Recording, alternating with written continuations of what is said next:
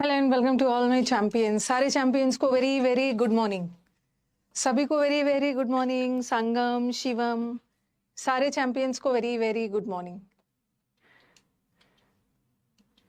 Audio video बता दीजिएगा। Noun chapter हमने शुरू किया था कि कुछ ऐसे नाउन्स होते हैं जिसका सिंगुलर में मीनिंग अलग होता है, प्लूरल में अलग होता है। जैसे वुड और वुड्स किया था, स्पेक्टिकल और स्पेक्टिकल्स। फ्राइडे को यही सब किया था ना हमने। कुछ ऐसे नाउन्स होते हैं सिंगुलर में मीनिंग अलग, प्लूरल में मीनिंग अलग।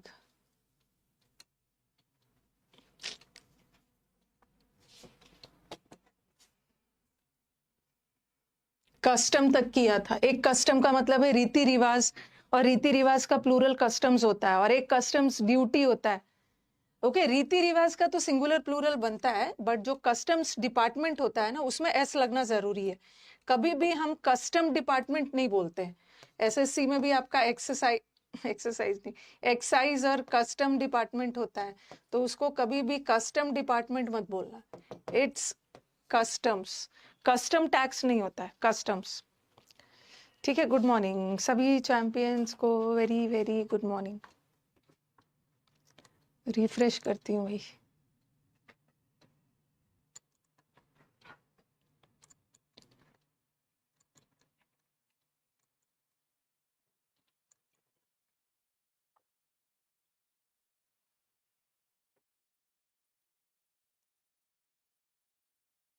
गुड मॉर्निंग सभी को, very very good morning. Custom और कस्टम्स तक तो हमने कर ही लिया था। अब आ जाओ ग्राउंड। ग्राउंड और ग्राउंड्स। ऑडियो वीडियो ठीक है ना? गुड मॉर्निंग सभी को, very very good morning. Okay, custom और कस्टम्स कर लिया था। Now let's move to ground और ग्राउंड्स। ग्राउंड और ग्राउंड्स।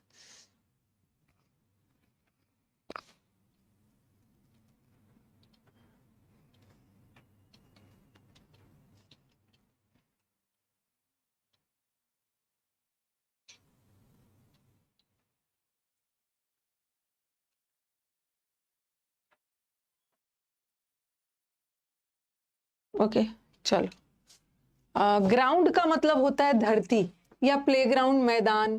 एक तो ग्राउंड पे धरती, मतलब धरती पे, ग्राउंड पे धरती, या एक ग्राउंड का मतलब मैदान भी होगा, प्लेग्राउंड वाला मैदान होता है।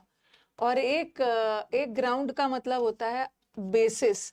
आपने किस ग्राउंड्स पे मुझे ये इल्जाम लगाया, आपने किस आधार पे मुझ पे ये इल्जाम लगाया। ठीक है, तो एक शी वॉज, देखो, एक तो ग्राउंड का मतलब अर्थ हो गया, ग्राउंड पे, धरती पे, या एक प्लेग्राउंड वाला ग्राउंड, मैदान वाला ग्राउंड हो गया।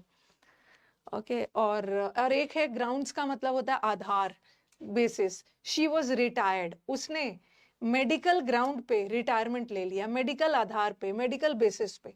तो यहाँ ग्राउंड्स का मतलब हो गया बेसिस। एस लगाना जरूरी है। ओके, इस आधार पे उसको एग्जाम नहीं देने की दिया गया, इस बेसिस पे।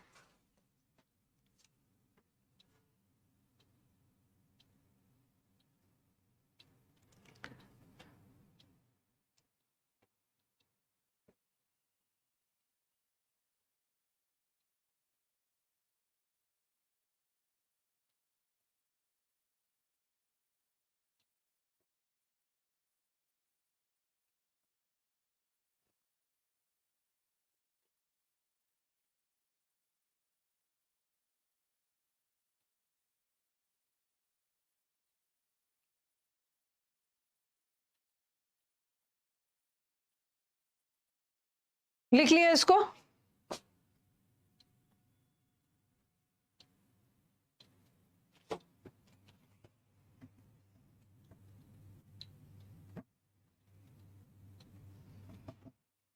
ग्राउंड का मतलब अर्थ, ग्राउंड्स।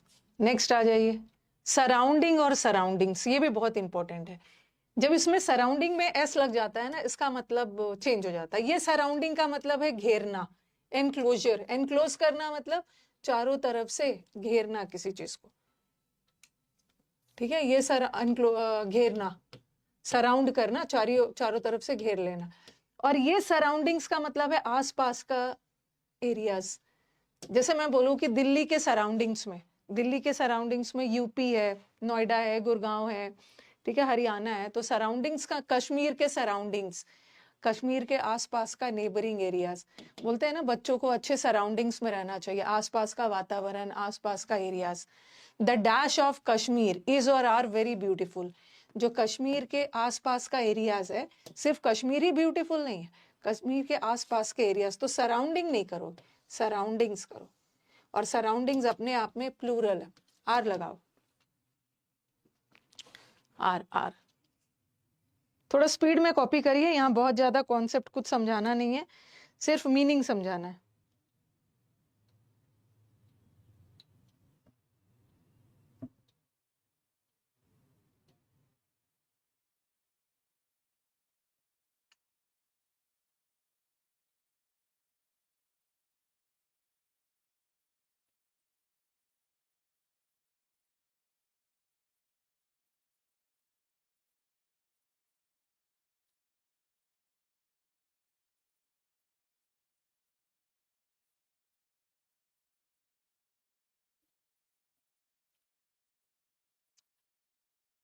सराउंडिंग्स का मतलब है आसपास का वातावरण, आसपास के एरियाज। और सराउंडिंग्स अपने आप में प्लूरल है। सराउंडिंग में एक एरिया नहीं है, आसपास के जितने भी एरियाज है अगल बगल, और ये प्लूरल है, इसलिए वर्ब भी प्लूरल लगे।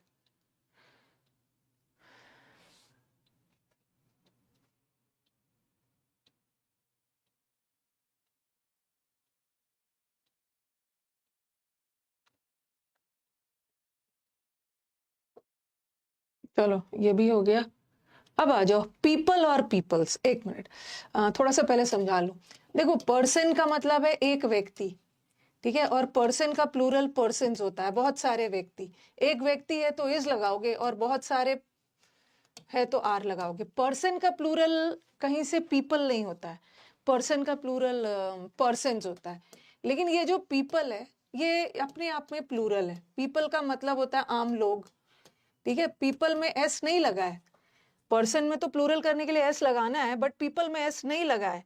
पीपल का मतलब ही है लोग, लोग दो से ज्यादा ही होंगे, ठीक है, तो पीपल में एस नहीं लगा है, फिर भी पीपल हमेशा प्लूरल होता है, ठीक है, पीपल अपने आप में प्लूरल है। लेकिन जब ये पीपल का मतलब है पर्सन्स, और ये प्लूरल है, ये भी प्लूरल है, और ये जो पीपल्स है इसमें जब एस लग जाता है तो इसका मीनिंग बदल जाता है। ये मत समझना कि पीपल का मतलब लोग और पीपल्स का मतलब है बहुत सारे लोग। ये पीपल अपने आप में ही प्लूरल है, पीपल का मतलब ही होता है बहुत सारे लोग, और जब इसमें एस लग जाता है तो इसका मीनिंग लोग के सेंस में रहता ही नहीं है। पीपल्स का मतलब हो गया human beings of particular nation, किसी खास समुदाय, किसी खास ग्रुप के लोगों को पीपल्स बोलते हैं, ठीक है। कभी कभी हम पीपल तो राष्ट्र के सेंस में भी चला जाता है, nations, all the peoples. All the peoples मतलब ऑल द नेशंस। एक पीपल का मतलब, ऐसे तो पीपल का मतलब एक लोग हो गया, जब इसमें एस लगता है तो इसका मतलब राष्ट्र के सेंस में भी जाता है, या कभी कभी पीपल का मतलब किसी खास समुदाय या किसी खास ग्रुप के लोगों को भी पीपल्स बोलते हैं।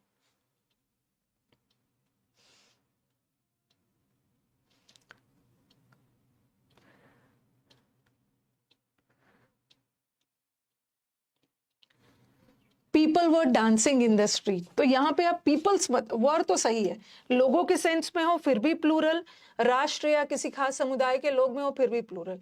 तो यहाँ किस सेंस में पीपल्स नहीं लगाएंगे, यहाँ नेशन डांस नहीं कर रहा था, यहाँ नॉर्मल लोग सड़क पर नाच रहे थे, तो यहाँ तो सही है पीपल, और प्लूरल ही होगा। Friendly contacts between different peoples, अगर यहाँ पीपल का मतलब नेशंस हो गया, अगर सारे देशों के बीच में फ्रेंडली कॉन्टैक्ट्स रहे तो वो हेल्प करेगा कल्चरल, ओके, मतलब कल्चर और इकोनॉमी का आदान प्रदान होता है अगर सारे राष्ट्र के बीच में अच्छा दोस्ती वाला रिलेशनशिप रहे। तो यहाँ पीपल्स का मतलब ये मत समझना कि मैम पीपल तो अपने आप में प्लूरल है, इसमें एस नहीं लगाना है। इसमें एस लगता है बट मीनिंग चेंज हो जाता है। ये पीपल का मतलब हो गया पीपल ऑफ डिफरेंट देश, किसी खास समुदाय देश के लोगों को, और ये तो आम जनता के लिए बोल।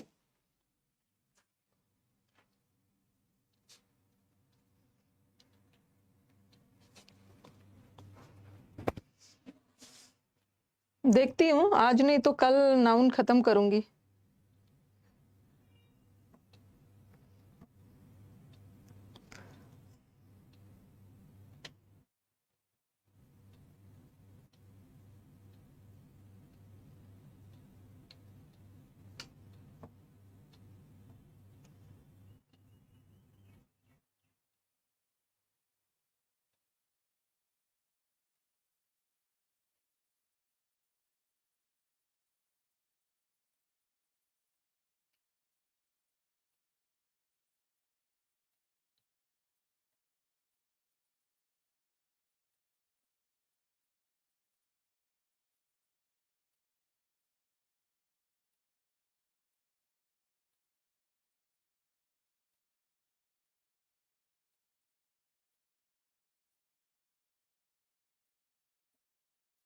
ठीक है,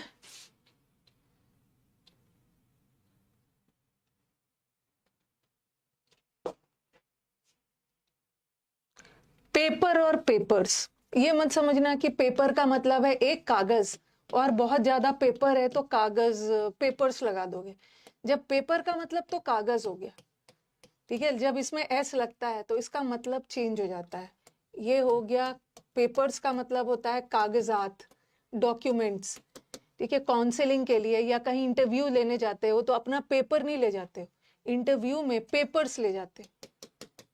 ओके, तो ये पेपर का मतलब होता है material, thin sheet for writing, drawing. ये पेपर कागज है, सिंपली लिख लो, ये पेपर का मतलब है कागज, ठीक है। कागज ड्राइंग, राइटिंग, कवरिंग के लिए यूज करते हो। और ये पेपर्स का मतलब है कागजात। I forgot to take my paper नहीं होगा, ठीक है, मैं अपने कागजात ले जाना भूल गया काउंसलिंग के लिए। और book is printed on paper, तो आपको लगेगा अरे बुक प्रिंट करने में तो बहुत सारा पेपर लगता है, तो चलो पेपर का प्लूरल बना देते हैं। बट प्लूरल नहीं बनाएंगे, चाहे एक पेपर हो 10 पेपर हो, ये आप पेपर ही रखो। क्योंकि जब इसमें एस लगाओगे ना तो वो कागजात का सेंस आ जाएगा, बुक को कागजात में थोड़ी प्रिंट करते हैं।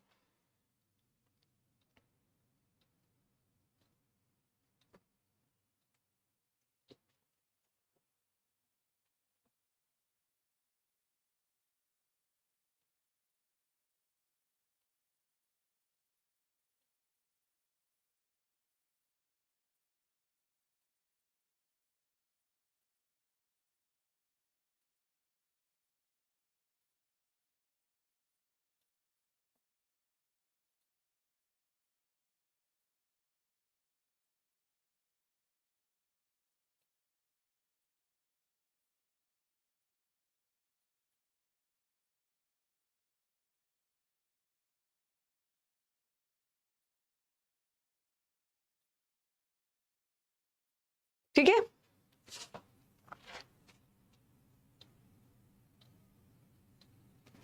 डन हो गया। 11th आ जाओ। वर्क और वर्क्स, ये भी बहुत इंपॉर्टेंट है। ये वर्क का मतलब होता है काम, अपना काम करना या अपना कार्य, ठीक है। और ये वर्क अलग है, ये वर्क अनकाउंटेबल है, इसमें एस मत लगाना। लेकिन जब इसमें एस लगता है तो इसका मीनिंग पूरी तरह से चेंज हो जाता है। वर्क्स का मतलब होता है क्रिएशंस, अकम्प्लिशमेंट्स, इसकी हिंदी लिख रही हूँ, रचनाएं। ओके, वर्क्स, या इसको हिंदी में कृतियां लिख सकते हो। कालिदास की कृतियां, कालिदास की रचनाएं, कालिदास के द्वारा लिखा गया पोएम्स। ओके, कालिदास ने ड्रामा भी लिखा है, स्टोरीज, तो उस सेंस में चला जाता है। देखो, आई have a lot of works कभी मत बोला, आज मुझे बहुत सारा काम करने को है, तो काम के सेंस में आप एस मत लगाना, वर्क लगाना, ठीक है, वर्क्स मत लगाना। अब देखो, द वर्क्स ऑफ शेक्सपियर, तो शेक्सपियर के रचनाओं के बारे में, शेक्सपियर के क्रिएशंस, मतलब यहाँ बात हो रही है शेक्सपियर के द्वारा लिखा गया पोएम्स, ड्रामास, जिसको सब लोग अप्रिशिएट करते हैं। और ये वर्क्स प्लूरल होता है, तो हैव लगा, हैव।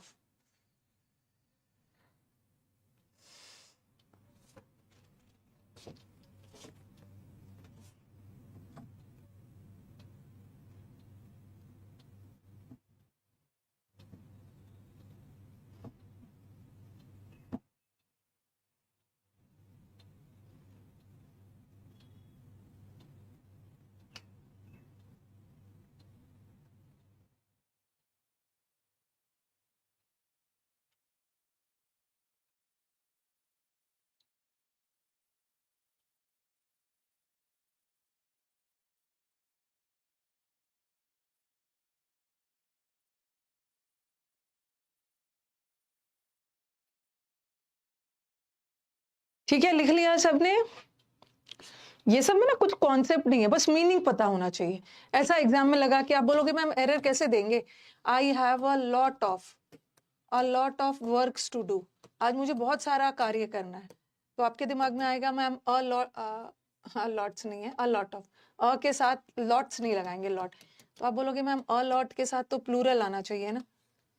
ठीक है, अ लॉट के साथ प्लूरल आना चाहिए, तो लेकिन वर्क का जब प्लूरल बनता है उसका मतलब चेंज हो जाए। अ लॉट ऑफ वर्क,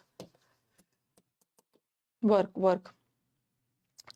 ठीक है, वर्क्स मत लगाना। जैसे लिखा मैंने, अ लॉट के साथ अ लॉट ऑफ वर्क हैज या हैव बीन डन, और फिर लगाया मैंने, ये मैंने आपको सब्जेक्ट वर्ब में पढ़ा दिया।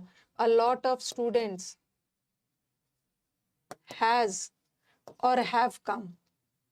अब सेंटेंस देख लो, अ लॉट के बाद सिंगुलर आएगा कि प्लूरल आएगा?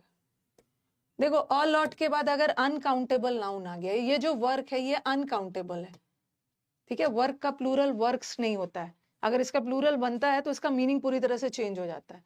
ओके, एस लगा दोगे तो ड्रामास पोएम्स के सेंस में चला जाएगा। अ लॉट ऑफ वर्क अनकाउंटेबल है, अ लॉट के बाद अनकाउंटेबल आ गया तो सिंगुलर होगा वर्ब। लेकिन अ लॉट ऑफ स्टूडेंट्स, स्टूडेंट्स तो काउंटेबल है, काउंटेबल आ गया तो प्लूरल। ये आपने सब्जेक्ट वर्ब में किया, उसका प्लूरल नहीं बनता है वर्क का। रूपक, वर्क का प्लूरल नहीं बनता है। ठीक है, वर्क अनकाउंटेबल नाउन है और अनकाउंटेबल नाउन का प्लूरल नहीं बनता है। ठीक है, तो आप बोलोगे कि मैम तो फिर इसका कहां से बन गया? ये इसका एस लगा के प्लूरल बना ना, तो ये इसका मीनिंग ही पूरी तरह से चेंज हो गया। जैसे मैं वाटर, वाटर अनकाउंटेबल नाउन है तो वाटर का प्लूरल नहीं बनता है, लेकिन जब इसमें एस लगता है तो उसका मतलब पूरी तरह से चेंज हो जाता है। वाटर्स का मतलब होता है जलाशय, ओशंस, रिवर्स, सीज, सारे वाटर्स हो जाएंगे। ठीक है, अलॉट के बाद अगर काउंटेबल नाउन आ गया तो वर्ब प्लूरल लगाना, अगर अनकाउंटेबल आ गया तो सिंगुलर लगाना। ठीक है, तो वर्क्स, हाँ, पेन, पेन का मतलब होता है दुख दर्द, पेन का मतलब होता है सफरिंग।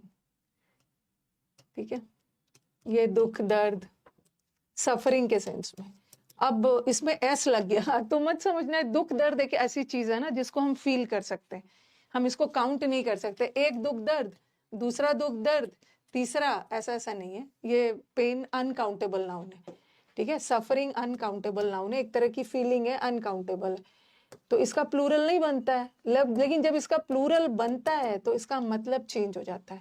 पेन का मतलब तो दुख दर्द हुआ, सफरिंग हुआ, बट ये पेन्स का मतलब होता है हार्ड वर्क करना, केयर करना, एक्सर्शन करना, एफर्ट्स लेना। ये पेन्स का मतलब है आप पेन्स ले रहे हो एग्जाम क्वालिफाई करने के लिए, आप बहुत ज्यादा एफर्ट ले रहे हो, एक्सर्शन ले रहे हो, मेहनत कर रहे हो, कोई दुख दर्द नहीं हो रहा है आपको एग्जाम क्रैक करने के लिए।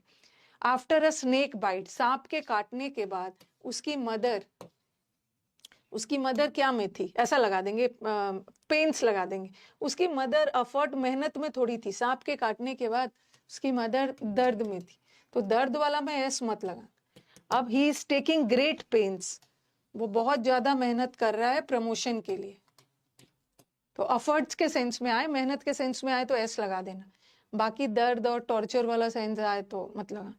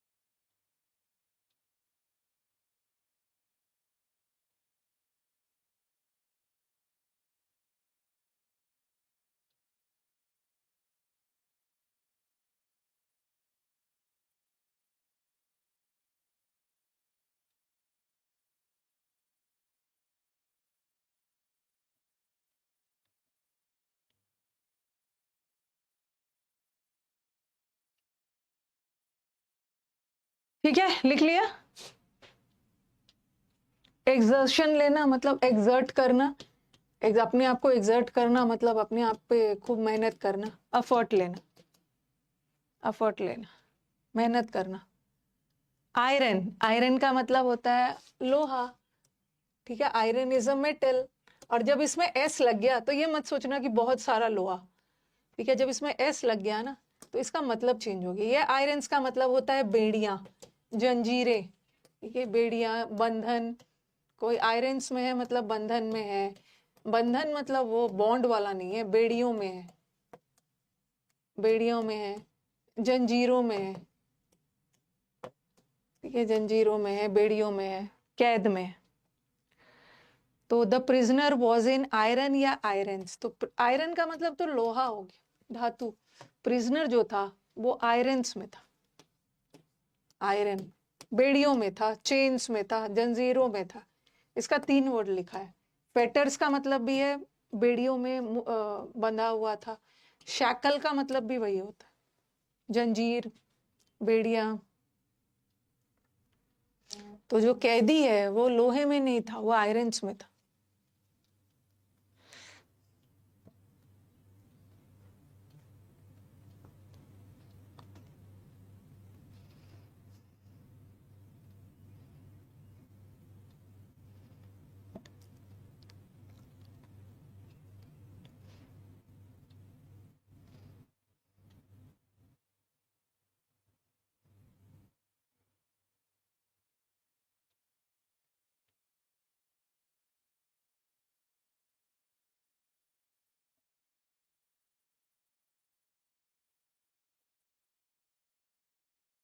ठीक है,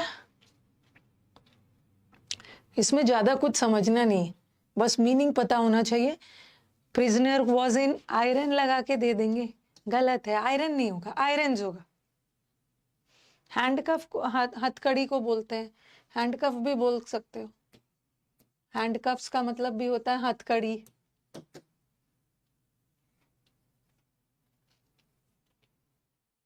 hand, CUFF। Next, good, good का मतलब होता है अच्छा। He is a good student, he is a अच्छा स्टूडेंट।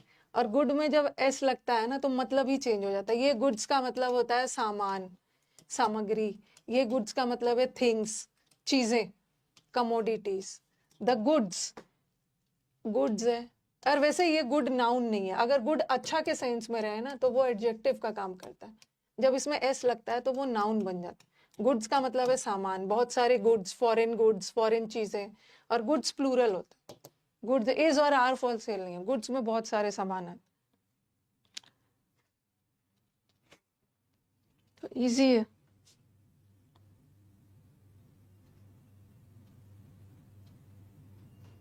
लास्ट में मैं एक बार आपका फिर से टेस्ट लूंगी।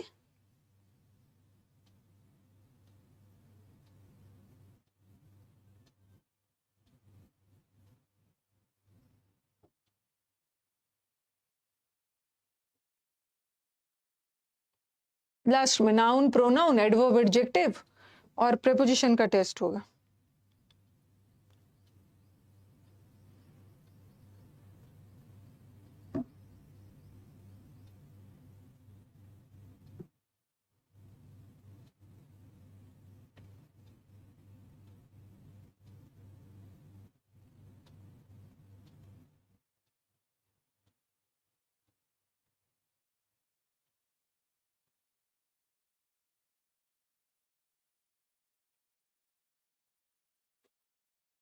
ठीक है,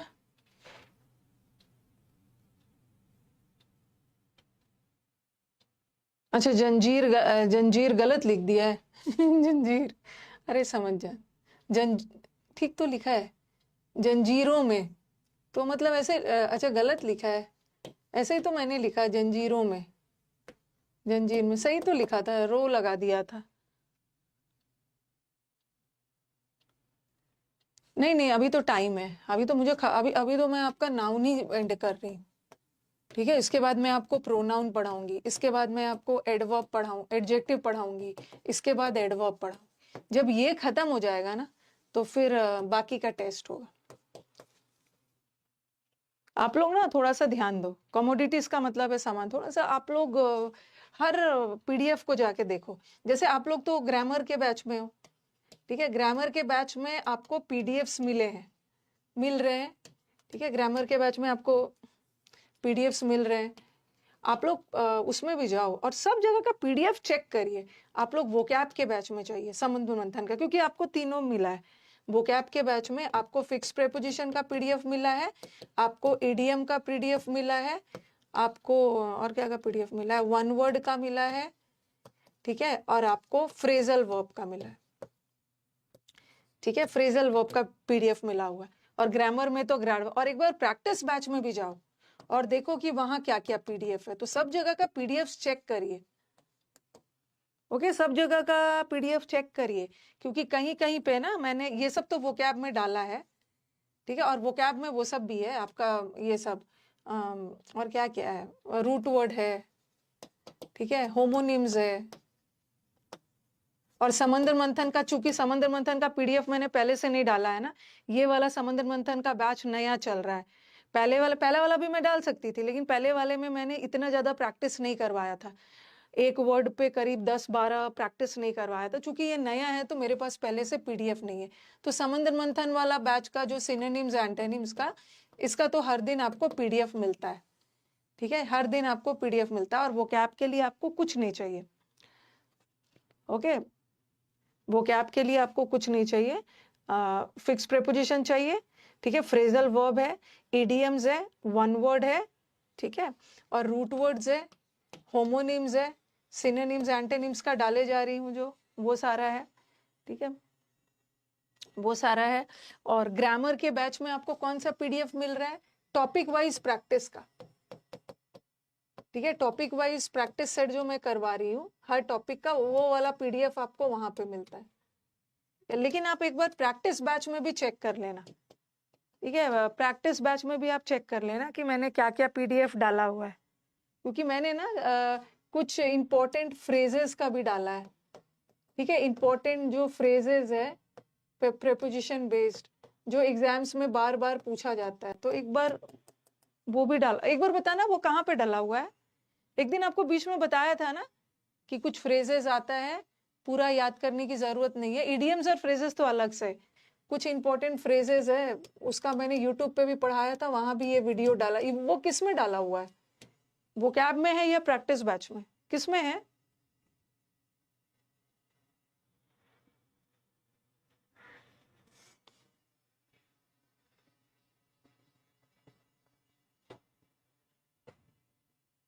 किस में है वो?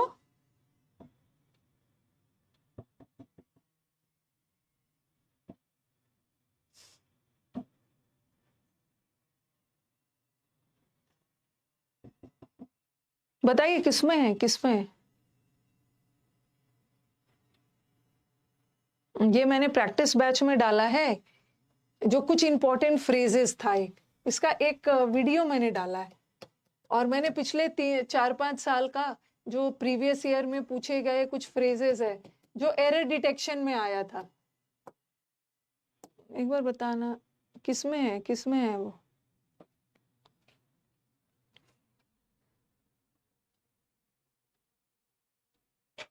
पता नहीं किस में डाला है, बोल भी नहीं रहे,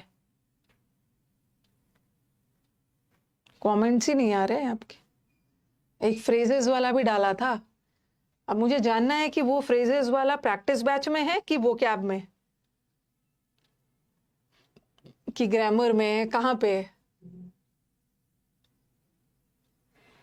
रुको, रिफ्रेश कर रही हूँ, कमेंट्स ही नहीं आ रहे हैं आपके।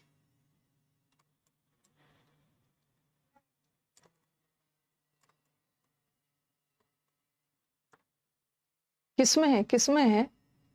प्रैक्टिस में है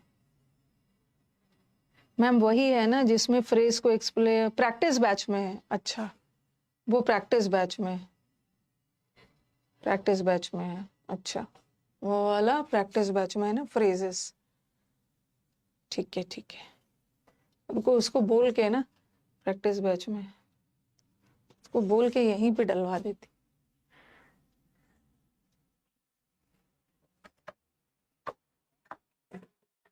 विकास मिल गया।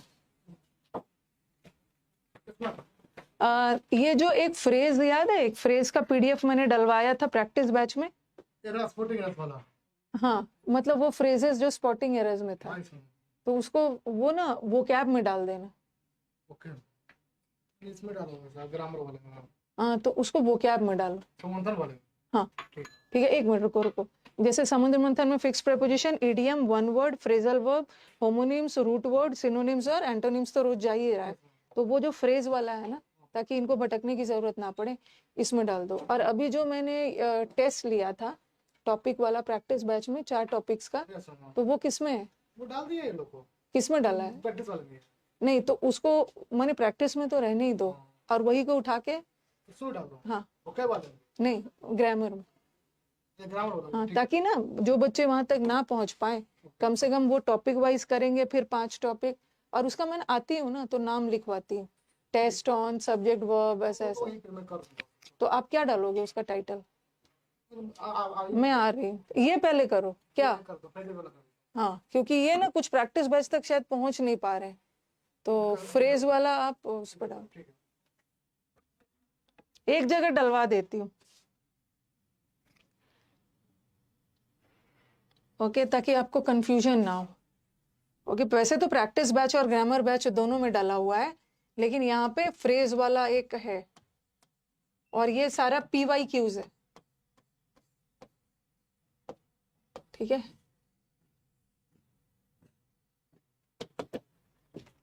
PYQs है, तो यहाँ भी डलवा लेती, ठीक है। ये फ्रेज वाला जरूर पढ़ लेना। एयर, एयर का मतलब हो गया हवा, एटमॉस्फेयर, एयर का मतलब है हवा। और एयर तो अनकाउंटेबल है ना, हवा तो अनकाउंटेबल है, और अनकाउंटेबल चीजों का तो प्लूरल नहीं बनता है, लेकिन बनता है तो उसका मतलब पूरी तरह से चेंज हो जाता है। ये एयर्स का मतलब है घमंड। डोंट टॉक टू हर, इन दिनों वो हवा में है, हवा में उड़ रही है, मतलब घमंड में, ठीक है। एक एयर्स का मतलब होता है प्राउड होना, और प्राउड का 2 मतलब होता है, एक गर्व करना और एक घमंड के सेंस में। बट ये घमंड के सेंस में, कौन सा सीट मेरा है, घमंडी लोग बोलते हैं वैनिटी। वैनिटी मेकअप करके अपने आप को सुंदर लग रही है और घमंड हो गया उसको, तो एक घमंड होता है। और एक एयर्स का मतलब होता है ना, आपने सुना होगा the news was in years, तो कोई भी न्यूज एयर्स में है, इसका मतलब है कोई भी न्यूज चर्चे में है, हाईलाइटेड है। अगर देखो ये वाला देखो पहले, एक तो हवा वाला है, don't talk to her she is in air, ये एयर नहीं होगा, ये एयर्स में है। एयर्स में है मतलब इन दिनों वो बहुत घमंड में है। तो एयर्स का 2 मतलब होता है, एक कोई भी चीज का चर्चे में होना। अब मैंने लिखा the news was in years, तो यहाँ घमंड का सेंस नहीं है, ठीक है। एस लगा हुआ है बट घमंड का सेंस नहीं है, न्यूज चर्चे में है, चर्चा हाईलाइटेड है। क्या मैम इडियम्स एंड फ्रेजेस का आंसर फॉर क्या है? नॉट इन MCQ क्या है?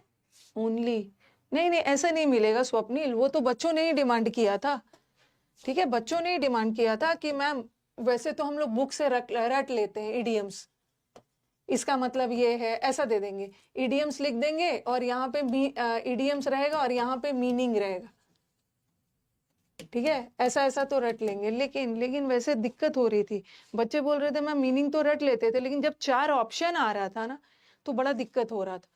तो हमें ऑप्शंस के साथ दीजिए, कभी कभी ऑप्शन में सरप्राइज भी है, ऑप्शन में कंफ्यूज भी दिया है, ठीक है। तो ऑप्शंस के साथ हमेशा प्रैक्टिस करिए, नहीं तो कभी कभी इडियम्स का मतलब तो आपको याद होता है, बट ऑप्शंस इतने कंफ्यूजिंग डाल देते हैं ना, फिर दिक्कत हो जाती है, इसीलिए इस फॉर्म में डाला गया। MCQ फॉर्म में ही आपको प्रैक्टिस करना है।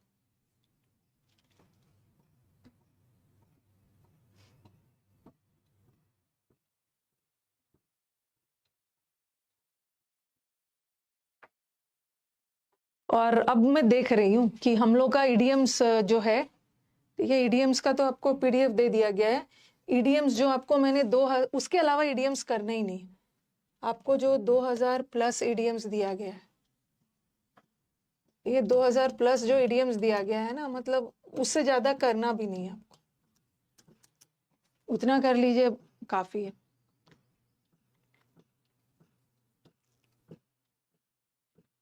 बुक कोई भी ग्रामर का नहीं लेना है, ग्रामर का बुक खरीदेंगे। जितने भी मेरे स्टूडेंट्स ने क्वालिफाई किया, जरा पूछना कौन सा बुक लिया है, सब बिना बुक का ही निकाल लेते हैं एग्जाम। उनका इन्वेस्टमेंट सिर्फ 1999 का है। 1999 में उन्होंने अचीवर्स बैच लिया है। उसके बाद आपको कुछ इन्वेस्ट नहीं करना। अगर आपको इन्वेस्ट करना ही है ना तो मॉक टेस्ट में करिए। और कुछ बच्चों ने तो सिर्फ 799 में ही एग्जाम निकाल लिया, यूट्यूब से पढ़ा है और प्रैक्टिस बैच लिया। कुछ भी खरीदने की जरूरत नहीं। बुक खरीदोगे, पढ़ने चलोगे ना, तभी आएगा रे बुक से तो ज्यादा मैम के नोट्स में है। भर भर के नोट्स भी है, भर भर के प्रैक्टिस भी है, तो कुछ बुक वो खरीदने की जरूरत नहीं। कुछ ने तो खरीदा भी है, पढ़ा नहीं है।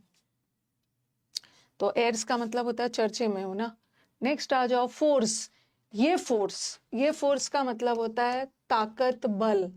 और ये फोर्सेस, जैसे इंडिया के 3 फोर्सेस है, ट्रूप, आर्म्ड फोर्सेस। इंडिया के 3 फोर्सेस में एयरफोर्स है, आर्मी है, नेवी है, जिससे हर दिन हमारे पीएम मोदी जी हर दिन मीटिंग कर रहे हैं, ठीक है। तो ये हो गया दल। ये फोर्सेस का मतलब होता है ना सैनिक दल, और वो तो बल।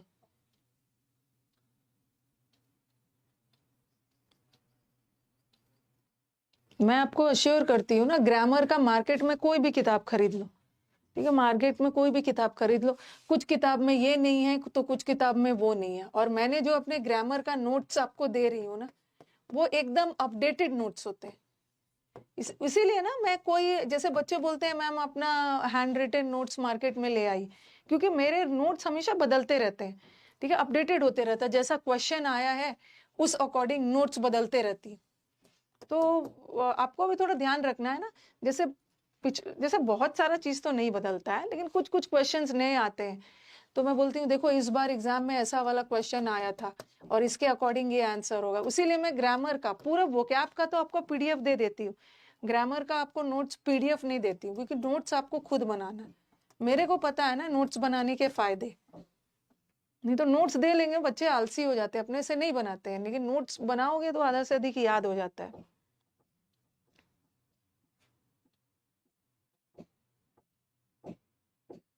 हाँ, एक तो फोर्स करना, मतलब किसी चीज पे दबाव डालना, किसी को मजबूर करके दबाव डाल के कोई काम करवाना, वही फोर्स है, बल डाल के काम करवाना। और ये तो दल हो गया, सैनिक दल, द फोर्सेस। सेंसिटिव मतलब संवेदनशील जगहों पे फोर्सेस को डिप्लॉय किया गया। डिप्लॉय मतलब तैनात किया गया, और फोर्सेस प्लूरल, ये सैनिक वाला।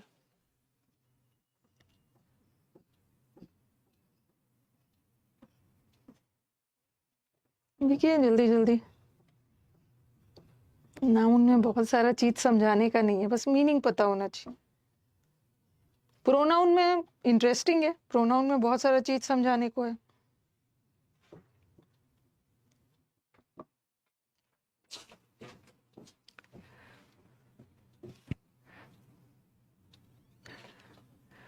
ओके, डिप्लॉय मतलब तैनात किया। अब आ जाओ, ये भी इंपॉर्टेंट है, अल्फाबेट और अल्फाबेट्स।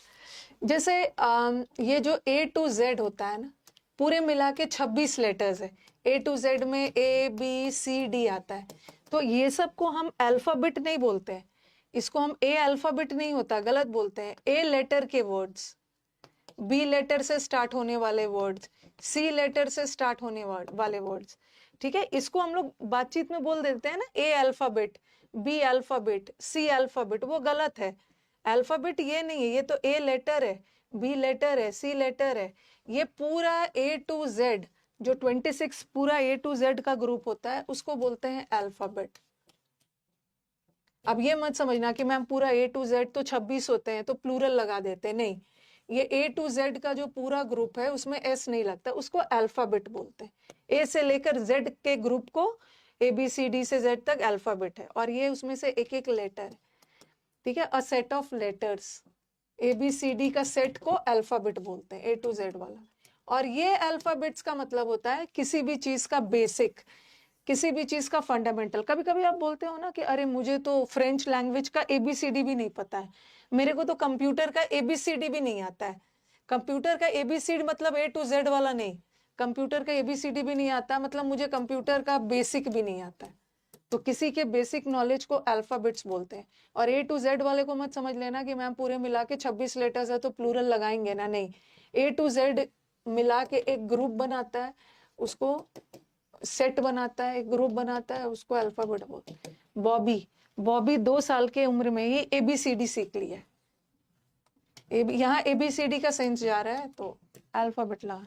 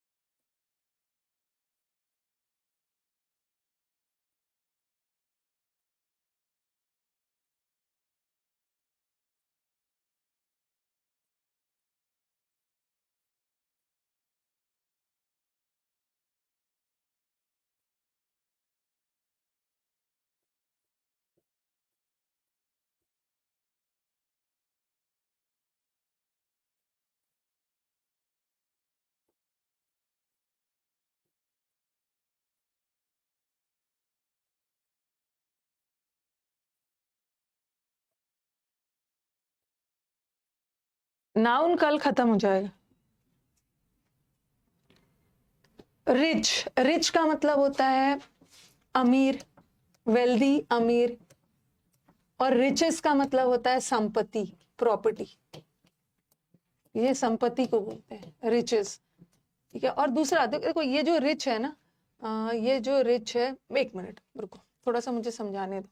सबसे पहले ये जो अकेला रिच है, अकेला रिच एडजेक्टिव होता है, ठीक है, आपको पढ़ा भी है। द अकेला पुअर एडजेक्टिव होता है, ठीक है। अकेला ऑनेस्ट एडजेक्टिव है, ईमानदार, गरीब और अमीर एडजेक्टिव है। और कभी कभी हम एडजेक्टिव से भी नाउन बनाते हैं। अगर मैंने इसमें द लगा दिया, द लगा दिया, द रिच लिख दिया, तो अब ये नाउन बन गया, क्योंकि अकेला रिच तो एडजेक्टिव है और द रिच लगा दिया तो द लग गया तो ये नाउन बन गया। उसी तरह द पुअर लगा दिया, ये नाउन बन गया। द ऑनेस्ट, ये नाउन बन गया। अकेला ऑनेस्ट एडजेक्टिव है, द लग गया तो नाउन बन गया, क्योंकि आर्टिकल नाउन के साथ लगता है। अब बताना इसके साथ इज होगा या आर होगा। द रिच इज या आर, या द पुअर इज होगा या आर। ये सब्जेक्ट वर्ब में बताया है। द ऑनेस्ट इज या आर, क्या होगा?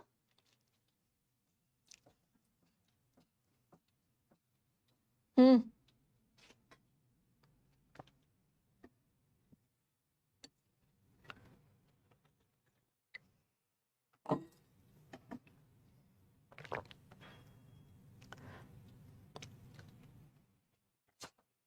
नहीं नहीं नहीं नहीं, द रिच, अरे ये तो मैंने पढ़ा दिया है। द रिच, यहाँ तो एक अमीर आदमी, एक गरीब आदमी, एक ईमानदार आदमी। द रिच मतलब दुनिया के सारे अमीर, दुनिया के सारे गरीब, दुनिया के सारे ईमानदार। आर होता है, आर, आर, आर होगा। आर, ये तो पढ़ा दिया है सब्जेक्ट में, आर होगा, हाँ ठीक है। और कभी कभी ऐसा लगा देते हैं, द पुअर्स आर, ऐसा लगा देंगे। पुअर, द पुअर तो अपने आप में प्लूरल है, ठीक है। ये जो द पुअर है, द रिच है, ये सारे वर्ड्स अपने आप में प्लूरल होता है। दुनिया के सारे ईमानदार, दुनिया के सारे गरीब, दुनिया के सारे अमीर, तो आर लगाना। और द पुअर तो अपने आप में प्लूरल होता है, तो फिर इसमें एस लगाने की जरूरत ही नहीं है। तो द पुअर्स का, पुअर्स कोई वर्ड ही नहीं होता है, there is no such word like poors, ठीक है। द पुअर लगाना, एस मत लगाना, क्योंकि पुअर तो अपने आप में प्लूरल है, एस क्यों लगाओगे? तो कहने का मतलब ये है कि पुअर्स जैसा कोई वर्ड नहीं होता। अगर पुअर एडजेक्टिव का काम कर रहा है तो एडजेक्टिव का तो वैसे भी प्लूरल नहीं बनता है, अगर पुअर नाउन का भी काम कर रहा है तो उसका भी एस लगा के प्लूरल मत बनाना। एडजेक्टिव का काम कर रहा है तो बनेगा ही नहीं, क्योंकि एडजेक्टिव का प्लूरल नहीं होता है। और द पुअर नाउन का भी काम कर रहा है तो उसका एस लगा के प्लूरल नहीं बनाना। आपके दिमाग में आएगा कि मैम नाउन का तो सिंगुलर प्लूरल बनता है ना, क्योंकि ये जो द पुअर है ये तो अपने आप में प्लूरल है, इसमें एस लगाने की जरूरत है ही नहीं। नहीं लगाना, नहीं लगाना, ठीक है। शिवम, उसको मना करो। कभी कभी ऐसा भी सेंटेंस आ जाता है, the rich should help poor. ये भी गलत है, देखो ये भी गलत है। ये शुड हेल्प वर्ब है, और वर्ब ने एग्रीमेंट किससे किया है? सब्जेक्ट से। वर्ब ने अपने एग्रीमेंट किया है सब्जेक्ट से, और किसी भी वर्ड को सब्जेक्ट होने के लिए नाउन या प्रोनाउन, तो यहाँ का रिच नाउन है, क्योंकि अकेला रिच तो एडजेक्टिव होता है ना, उसमें द लगाएंगे तभी तो वो नाउन बनेगा, ठीक है। The rich should help. अब ये अकेला पुअर तो एडजेक्टिव है, अकेला पुअर तो एडजेक्टिव है, बट यहाँ पे कंपैरिजन हो रहा है अमीरों का गरीब से, तो द रिच नाउन है, द रिच नाउन है, तो इसको भी तो नाउन करना होगा। अकेला पुअर तो एडजेक्टिव है, इसको नाउन कर दो, द पुअर लगा,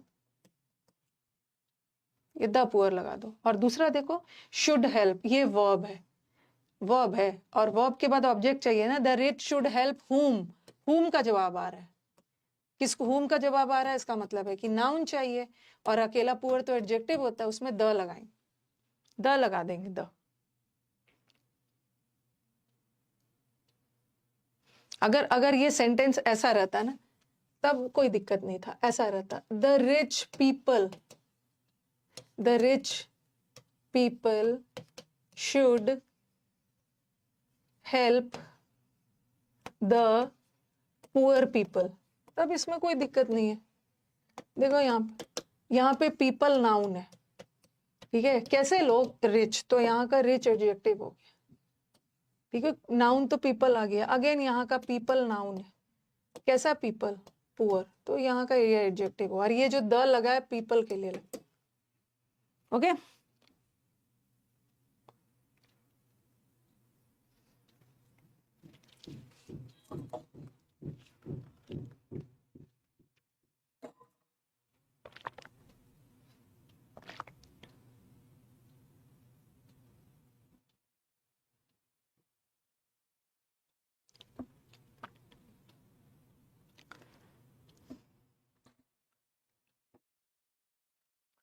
ओके, रिच एडजेक्टिव है यहाँ पे। हाँ, तो आप बोलोगे कि मैम आपने तो बोला है कि रिचेस कोई वर्ड नहीं होता। अगर रिच एडजेक्टिव का भी काम करे तो एडजेक्टिव का तो वैसे भी प्लूरल नहीं बनता है। अगर रिच को हम नाउन भी बनाते हैं, द रिच आर, तो द रिच तो अपने आप में प्लूरल है, फिर इसमें एस कैसे लगेगा? बट यहाँ तो लगा है। कभी कभी एस लगता भी है ना, उसका मतलब चेंज हो जाता है, ठीक है। रिच का मतलब तो अमीर हुआ, बट रिचेस का मतलब बहुत सारे अमीर नहीं होगा, रिचेस का मतलब संपत्ति हो जाता है। देखो, riches do not always bring happiness, यहाँ पे रिचेस एज अ नाउन, ये रिचेस यहाँ पे नाउन है, और यहाँ रिचेस का मतलब अमीर लोग नहीं है। ऐसा नहीं है कि अमीर लोग आपके लिए मतलब खुशी लाते हैं, ये बोल रहे हैं वेल्थ। कभी कभी ऐसा भी होता है कि हमारे पास बहुत संपत्ति है और हम खुश नहीं है, ओके। और he is a rich person, तो यहाँ का रिच तो एडजेक्टिव है, यहाँ का रिच अमीर के सेंस में जा रहा है। और जब इसमें एस लगता है ना तो बहुत ज्यादा अमीर के सेंस में नहीं जाता, ये अमीरी वेल्थ के सेंस में चला जाता है। All the riches of the world, जैसे बोलते हैं ना, all the riches of the world, ये इसका मतलब अलग है, ठीक है। जब एस लगता है इसका मतलब अलग है, और मैंने लिखा all the rich of the world, है तो दोनों करेक्ट, बट दोनों में डिफरेंस है। यहाँ पे ऑल द रिच मतलब दुनिया के सारे अमीर लोग, ठीक है, यहाँ रिच पीपल के सेंस में। और ऑल द रिचेस, क्योंकि ऑल द रिच तो अपने आप में प्लूरल है, एस मत लगाना, बट एस लगता है तो इसका मतलब अलग। यहाँ दुनिया के सारे धन संपत्ति, और यहाँ तो नीचे रिच लोग।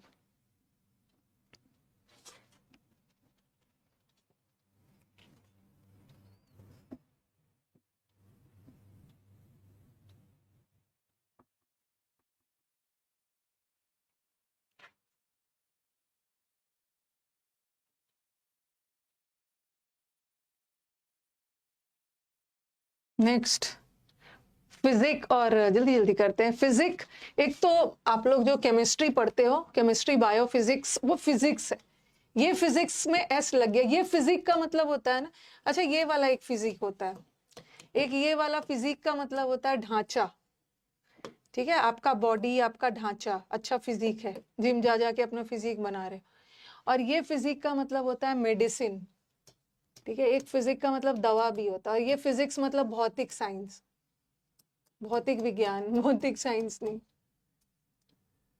विज्ञान को बोलते हैं फिजिक्स। और ये medicine. Temperance is the best physic. जैसे बोलते हैं ना, laughter is the best physic, laughter, हंसी बहुत बड़ी दवा है। टेम्परेंस किसको बोलते हैं? टेम्परेट लोग कौन होते हैं? जो वो जो बहुत मॉडरेट होते हैं, ना खुशी में बहुत ज्यादा खुश होंगे, एकदम संयमी लोग होते हैं। ठीक है, और ना दुख में बहुत ज्यादा दुखी होंगे। तो ऐसे लोग, मतलब अगर अपनी लाइफ में टेम्परेंस रखते हैं तो ये सबसे बड़ा मेडिसिन है। कभी भी आपको दुखी नहीं करेगा, मतलब हमेशा हेल्दी रहोगे, थोड़ा सा लाइफ में संयमी रहते हो। और एक तो फिजिक्स वाला है, फिजिक्स भौतिक साइंस वाला।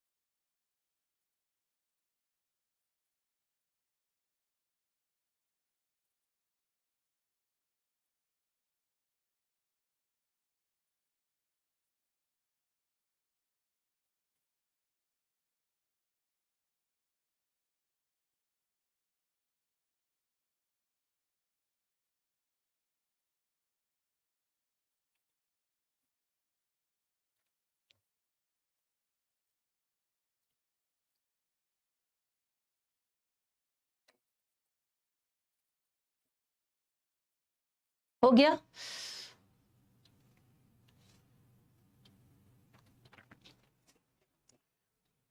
अब आ जाओ स्टोन। स्टोन और स्टोन्स। ये स्टोन जो होता है ना, पेबल्स, ये स्टोन का मतलब होता है पत्थर।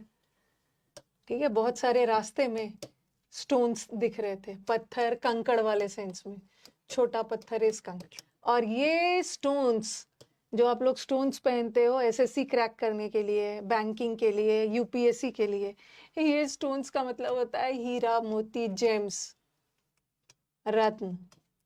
The house is made of, ये जो घर है ये पत्थर से बना है। आपको लगेगा अरे इतने ज्यादा पत्थर से बना है तो एस लगा देते हैं, लेकिन इसमें एस लगता है तो मतलब चेंज हो जाता है।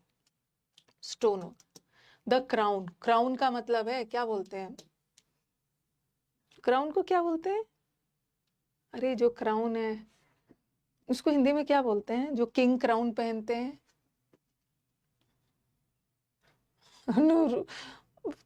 भूल गई, हिंदी बताना उसका।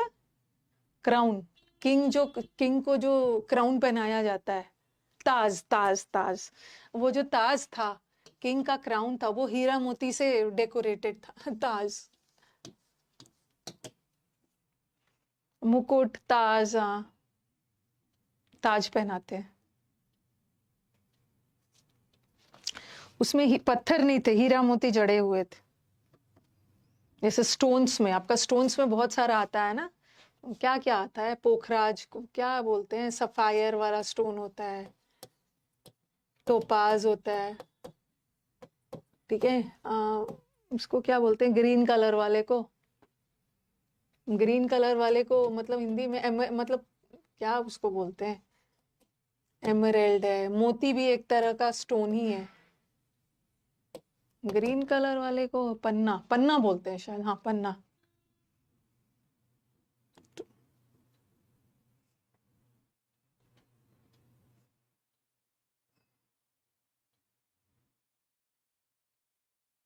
और एक आपके जो वो मेडिकल टर्म्स में है, मेडिकल लैंग्वेज के जो आपकी किडनी में, उसको भी मेडिकल टर्म्स में ना, जैसे आपका किडनी स्टोन्स हो गया। ठीक है, किडनी में तो यहाँ मत सोचना कि आपके वो मेडिकल टर्म्स में बोलते हैं, ठीक है। किडनी में स्टोन्स हो गया या गॉल ब्लैडर में स्टोन्स हो गया, तो वहां मतलब अलग है, ठीक है, वो अलग है। ये मत सोचिएगा कि मेरे किडनी में हीरा मोती हो गया है, चलो ऑपरेट करके वो हीरा मोती को निकालते हैं। वो तो मेडिकल लैंग्वेज में उसको स्टोन्स बोलते, अलग है।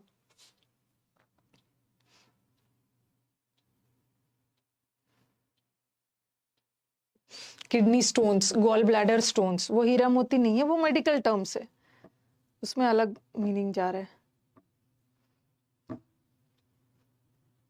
पहन लेते हैं ना, देखा है बहुत लोगों को एग्जाम निकालने के लिए ये पहन लेते हैं, वो पहन लेते हैं। नहीं मतलब ये नहीं बोलूंगी नहीं पहनना है, मतलब जो भी पहनो, बट मेहनत तो करनी है। भगवान भी और स्टोन्स भी तभी काम कर रहे हैं ना जब आप मेहनत कर रहे हो।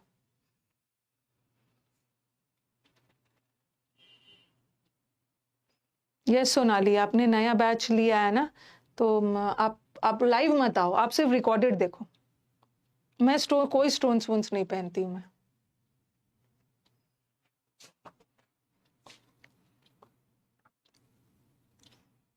कोई स्टोन नहीं है मेरे पास।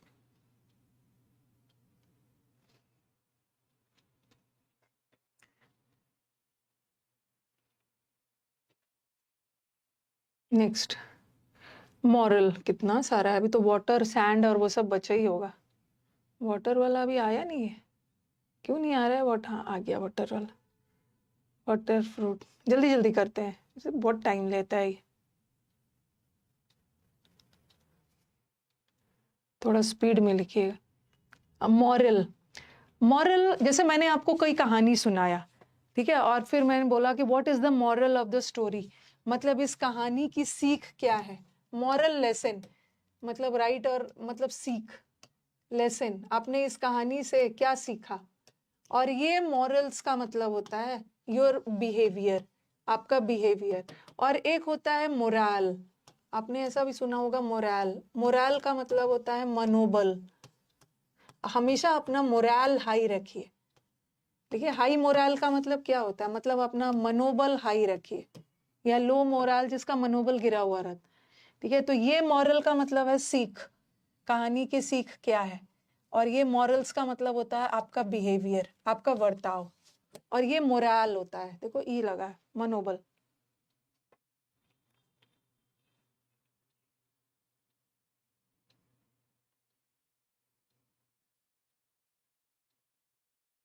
नहीं नहीं, मैं ये नहीं बोलूंगी कि नहीं पहनना चाहिए, सबका अपना अपना है। मैंने देखा है कितने बड़े बड़े सेलिब्रिटीज और बड़े बड़े बिजनेसमैन, और मैंने देखा है बहुतों को पहनते हुए। अब मैं नहीं पहन रही हूँ तो ऐसा थोड़ी है कि मैं जो करूंगी वो सही है और मैं जो नहीं कर रही हूँ वो गलत। सबका अपना अपना होता है, पहनते हैं लोग, वो लोग पहनते हैं और लोगों का फायदा होता है, ऐसा कुछ है, तभी तो लोग का इतना भरोसा है ना, पहन रहे हैं, होता है फायदा, ऐसा कुछ नहीं है, ठीक है। बहुत लोगों ने पहना है, आपको पहना है, कुछ फायदा हो गया तो आपको उस चीज पे भरोसा हो जाता है ना। मेन तो अपना काम तो करना है, चाहे जो कुछ भी उपाय करो, काम तो करते ही रहना है। चलो, the story gave an important moral lesson, ये कहानी ने हमें एक बहुत इंपॉर्टेंट सीख दिया। अब देखो, the his morals were challenged and eventually उसको अपना जॉब खोना पड़ा, उसका जो बिहेवियर था वो खराब था। ओके, मॉरल्स का मतलब होता है उसका बिहेवियर, सबका अलग अलग होता है।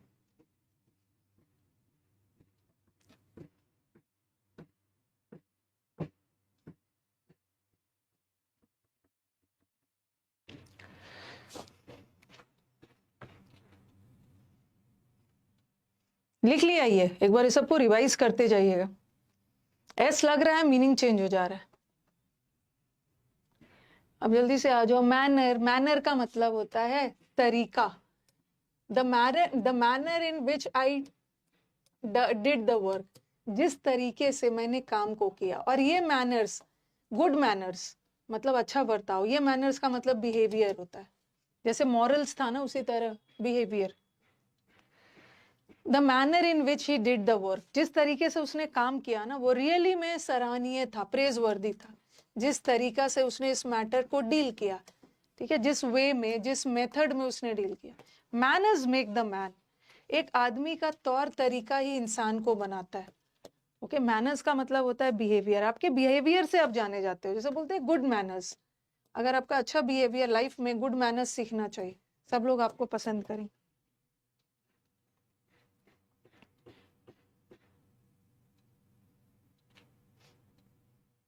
मोरल का मतलब होता है your enthusiasm, your spirit, your मनोबल। सोल्जर्स का, जैसे बोलते हैं ना, हमेशा सोल्जर्स का, सैनिकों का मोरल हाई रहता है। किसी भी सिचुएशन में वो कभी भी निराश नहीं रहेंगे, हमेशा उनका स्पिरिट, जज्बा हाई रहता है। मोरल का मतलब होता है जज्बा, मनोबल।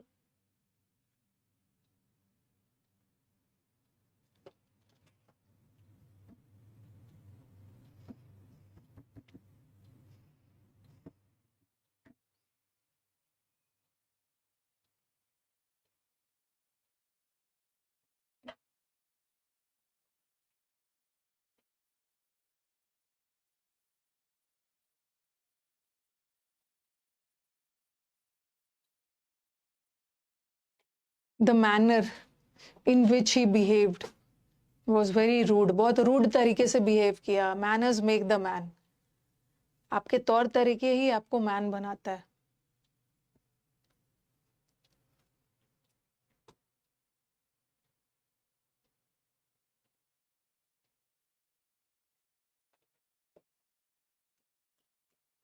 द प्लेयर्स, मोरल का मतलब है जज्बा।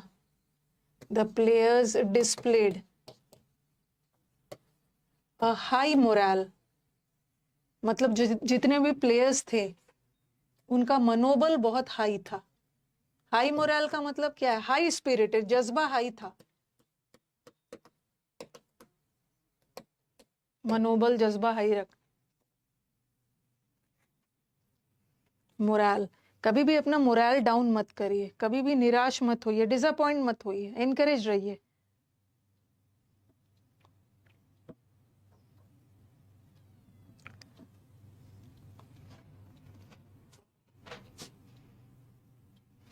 चलो ये वाला हो गया, ये भी हो गया। नेक्स्ट आ जाओ, ब्रेन। ब्रेन का मतलब होता है ना, ब्रेन का मतलब होता है, मतलब दिमाग, आपका ऑर्गेन, ठीक है, बॉडी ऑर्गेन है। और ब्रेन्स का मतलब होता है, ब्रेन्स, ब्रेन्स का मतलब होता है विद्वान लोग, कॉमन सेंस। ठीक है, ब्रेन्स का मतलब होता है विद्वान लोग को बोलते हैं। जैसे मैंने आपको पढ़ाया था ना समुद्र मंथन में, एरियूडाइट। एरियूडाइट का मतलब है विद्वान लोग, स्कॉलरली। स्कॉलरली का मतलब है, ब्रेन्स का मतलब है विद्वान, मतलब ब्रेन्स का मतलब है एजुकेटेड पीपल को ब्रेन्स बोलते हैं। अच्छा, आपने एक जूनियर क्लासेस में एक ऐसे सुना होगा ना, ब्रेन ड्रेन हम लोग लिखते थे। ब्रेन ड्रेन का मतलब क्या है? कि हमारे यहाँ के एजुकेटेड लोग दूसरे जगह जाके काम कर रहे हैं। सारा एजुकेशन लिया है इंडिया से और अच्छे अपॉर्चुनिटीज के चक्कर में जाके अमेरिका में काम कर रहे हैं, विदेश में काम कर रहे हैं। तो उनका ब्रेन इंडिया में यूज होना चाहिए ना, जाके विदेश में यूज हो रहा है। तो कंट्रीज ब्रेन ड्रेन को रोकता है ताकि उनके यहाँ के एजुकेटेड लोग उन्हीं के यहाँ रह जाए, तभी तो कंट्री का डेवलपमेंट होगा ना। तो ब्रेन तो एक ऑर्गन है, आपके पास एक ही ब्रेन है। तो और कभी कभी हम बोलते हैं ना, अरे यूज योर ब्रेन्स, अपना दिमाग यूज करो। तो एक ब्रेन्स का यूज योर ब्रेन्स, मैं नहीं बताऊंगी, अपना दिमाग यूज करो, मतलब अपना कॉमन सेंस यूज करो। और एक ब्रेन्स का मतलब होता है लर्नेड, एजुकेटेड लोगों को भी बोलते हैं।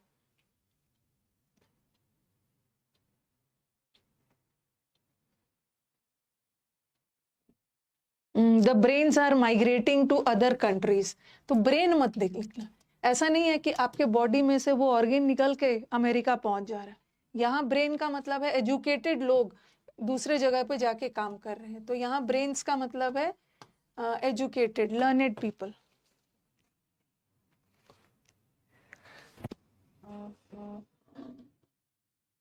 ये वाला इतना लेंदी है ना, ये बहुत, नाउन का सारा टाइम यही ले लेता है।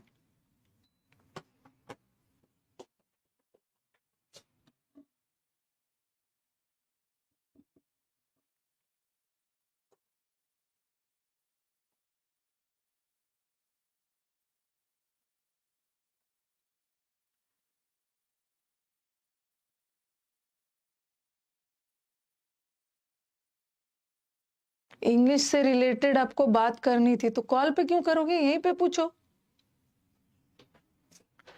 Next, letter. हाँ, एक एक लेटर का वो मतलब होता है, ठीक है, एक लेटर जो अल्फाबेट वाला है, ठीक है, एक लेटर का मतलब होता है अल्फाबेट, ठीक है। अल्फाबेट वाला लेटर मतलब समझ रहे हो, ए बी सी डी। वैसे अल्फाबेट तो ए टू जेड वाला होता है पूरा, बट एक लेटर का मतलब हो गया वो वाला ए बी सी डी। ऐसे याद रखो, एक लेटर हो गया आपका ए बी सी डी का लेटर्स, ठीक है। और एक लेटर हो गया आपका चिट्ठी।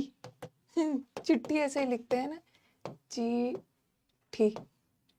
एक लेटर चिट्ठी भी है। अगर बहुत सारे लेटर्स है तो चिट्ठी का प्लूरल, चिट्ठियां लिख लो, बहुत सारे चिट्ठी, इसका प्लूरल होता है। एक चिट्ठी और बहुत सारे चिट्ठी को लेटर्स लिख लेना। और एक लेटर में एस लगता है ना, तो एक लेटर का मतलब नॉलेज भी होता है। एक मुहावरे है, he is a man of letters. तो यहाँ लेटर का मतलब वो नहीं है, वो चिट्ठी वाला आदमी है या वो भी सीडी वाला आदमी है। He is a man of letters एक इडियम है। मैन ऑफ लेटर्स उसके लिए बोलते हैं ना जिस बहुत जो नॉलेजेबल है, बहुत ज्ञानी व्यक्ति के लिए। ये तो एक लेटर्स का मतलब नॉलेज भी होता है।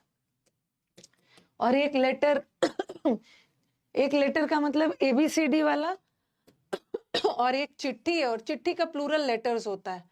तो कभी कभी लेटर्स बहुत सारे चिट्ठी के लिए भी होता है, और कभी कभी लेटर्स नॉलेज के लिए भी होता है। He is a man of letters. Man of letters मतलब जब नॉलेजेबल पर्सन के लिए है तो उसमें एस लगाना।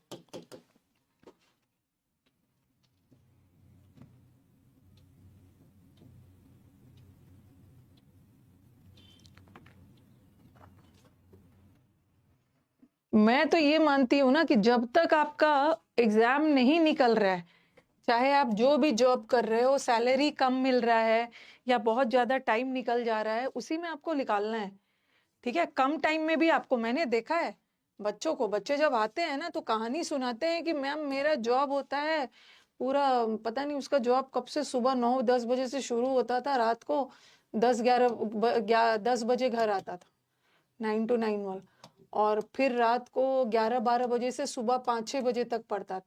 और मैं खाना नहीं बनाता था, मैं सोचता था खाना बनाने में टाइम वेस्ट होगा, इससे जगह पढ़ लूँ। ब्रेड, कितने दिन तक मैंने ब्रेड सेक सेक के खाया।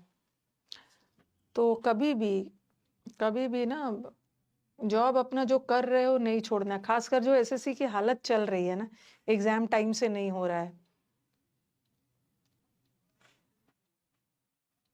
कुछ भी करना है। He is a man of letters. Man of letters मतलब बहुत विद्वान व्यक्ति है।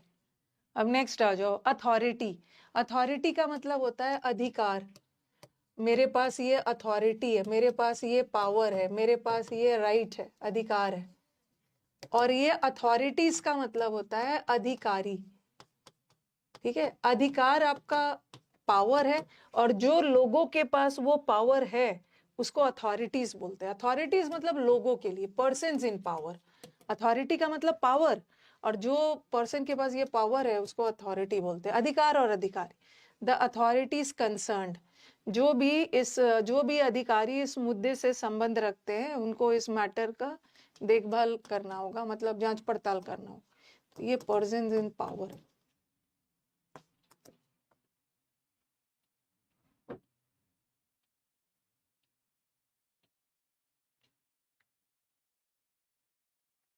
जॉब तो आपको छोड़नी ही नहीं है।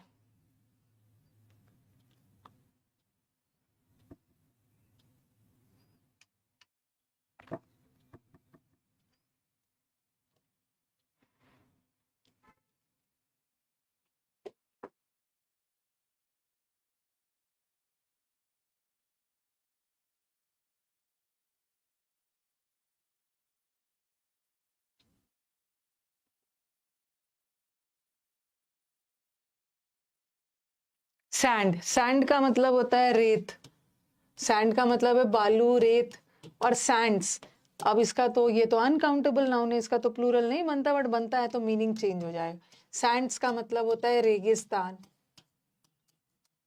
ये मैं स्टूडेंट्स को बार बार एक ही चीज बोलती हूँ। अभी तो आपका सिलेबस भी खत्म नहीं हुआ, तो आपका कहाँ से बनेगा अभी, ठीक है। ये चीज एकदम दिमाग में बैठा लीजिए कि syllabus completion does not ensure कि आपका फटाफट सब चीज बनने लगे। अभी आपका 60%, 70%, 50% ही बनेगा, क्योंकि अभी आपका सिलेबस इनकम्प्लीट है। ठीक है, सिलेबस इनकम्प्लीट है। और अगर आपका सिलेबस कंप्लीट हो भी जाता है ना, तो ये मत सोचना कि जैसे सिलेबस खत्म हुआ आपका फटाफट एरर्स वगैरह बनना शुरू हो जाए। नो, सिलेबस खत्म होने के बाद भी पहले आपको प्रैक्टिस में, ठीक है, आपके पास तो प्रैक्टिस बैच है, लाइव आते हो तो अच्छी बात है, नहीं तो बैच खत्म भी हो जाएगा तो प्रैक्टिस बैच तो आपके पास 1 साल तक रहेगा। और जैसे आप प्रैक्टिस बैच में आओगे ना, एरर्स वगैरह की प्रैक्टिस करोगे, तो शुरू के 1 मंथ थोड़ा सा स्ट्रगल करोगे। ठीक है, शुरू के 1 मंथ ना, जब एरर्स मिक्स्ड आ जाता है स्ट्रगल करोगे, लेकिन 1 मंथ के बाद एकदम तेजी से बच्चों का इंप्रूवमेंट होता है। तो मैंने हर जगह बोला है, ठीक है, हर बैच में बोलती है कि सिलेबस खत्म हो जा रहा है इसका मतलब मत समझ लीजिए कि आपका फटाफट सब चीज बनना शुरू हो जाएगा। अभी तो आपका पढ़ने का काम खत्म हुआ है, अब आपको एक बार अपने से सब चीज को रिवीजन करना है। अगर आप बीच बीच में एक एक टॉपिक ले लो, हफ्ते में कोई एक टॉपिक लेके रिवीजन कर लीजिए। इसीलिए तो मैंने बीच में आपका टेस्ट लिया था कि आप 5 टॉपिक एक साथ रिवाइज कर लो। और जैसे प्रैक्टिस बैच ही सिलेक्शन दिलवाता है। ठीक है, जितना भी पढ़ लो, ग्रामर का बैच पढ़ लो, अगर प्रैक्टिस नहीं करोगे तो फिर कुछ होने वाला नहीं है। और प्रैक्टिस बैच में भी 1 मंथ स्ट्रगल होता है, उसके बाद आपका तेजी से इंप्रूवमेंट होने लगता है, तेजी से होगा। ठीक है, अब देखते हो यूट्यूब पे भी तो मैंने सब ग्रामर पढ़ा दिया, बट यूट्यूब वाले सारे बच्चे आके प्रैक्टिस बैच ज्वाइन करते हैं, क्योंकि यहीं से आपको क्वेश्चन अटेम्प्ट करने का अप्रोच पता चलता है। Those who live on Sands, जो लोग रेगिस्तान में रहते हैं, उनको समर की हीट का एहसास होता है।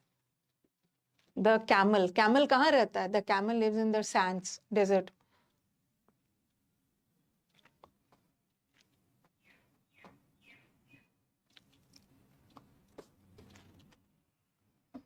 और ये कोई नया है नहीं, मैं इतने साल से पढ़ा रही हूँ, आप ही के साथ प्रॉब्लम नहीं है, सबके साथ होता है। सबके साथ होता है कि मैम जब हमने ग्रामर पढ़ा था ना, तो हमें तो एक एक कॉन्सेप्ट अच्छे से समझ में आ गया था, पूरा ग्रामर अच्छे से समझ में आ गया था, लेकिन जब एरर आता है तो समझ ही में नहीं आता है कि मतलब इस क्वेश्चन में यही वाला का एरर है, यही वाला कॉन्सेप्ट लगाना है। ओके, समझ नहीं आता है कि जब एग्जाम में, मतलब मॉक टेस्ट में भी या मैं क्लास में कुछ एरर्स करवा रही हूँ मिक्स्ड वाला, तो समझ में नहीं आता। जैसे आप टॉपिक वाइज देते हो, तो टॉपिक वाइज में तो क्लियर है कि यहाँ तो जो एरर है नाउन का एरर है, यहाँ जो एरर है प्रोनाउन का, एडजेक्टिव एडवर्ब का है, प्रेपोजिशन का है, तो हमारा नजर उसी वर्ड्स पे रहता है। बट मिक्स्ड में दिक्कत होती है। ठीक है, और जब आप समझा देते हो ना, तब याद आता है कि अरे ये वाला मैम ने तो कंजंक्शन में पढ़ाया था, ये वाला नाउन में पढ़ाया था, ये सब्जेक्ट समझाने के बाद समझ में आता है ना कि अरे ये तो इस रूल में था। तो ये सबके साथ होता है, ये वाला चीज सबके साथ है, आप ही के साथ नहीं हो रहा है। ओके, स्ट्रगल करते रहेंगे, लेकिन फिर धीरे धीरे हो जाता है इम्प्रूव। वाटर, वाटर का मतलब है पानी, जल, और ये वाटर का मतलब होता है जलाशय। और अब पानी का तो प्लूरल नहीं बनता है ना, बट बनता है तो उसका मतलब है seas, oceans, rivers, all the waters of the world. All the waters, all the water रहे, ऑल द वाटर मतलब ऑल द पानी, और ऑल द वाटर्स, यहाँ वाटर्स का मतलब अलग हो गया, ओशंस, सीज, रिवर्स, ये सारे केस में।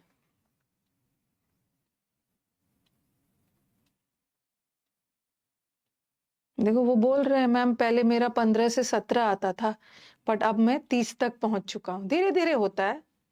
ओके, कोई भी चीज अचानक से नहीं होगा।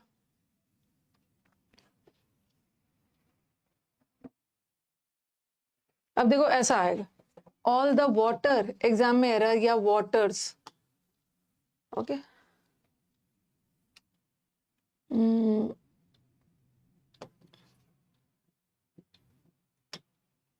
was used। तो यहाँ पे क्या है, सारा पानी यूज हो गया था। ऐसा थोड़ी है कि सारा समंदर और नदी यूज हो गया था। यहाँ पानी का सेंस है, तो वाटर लगा दे।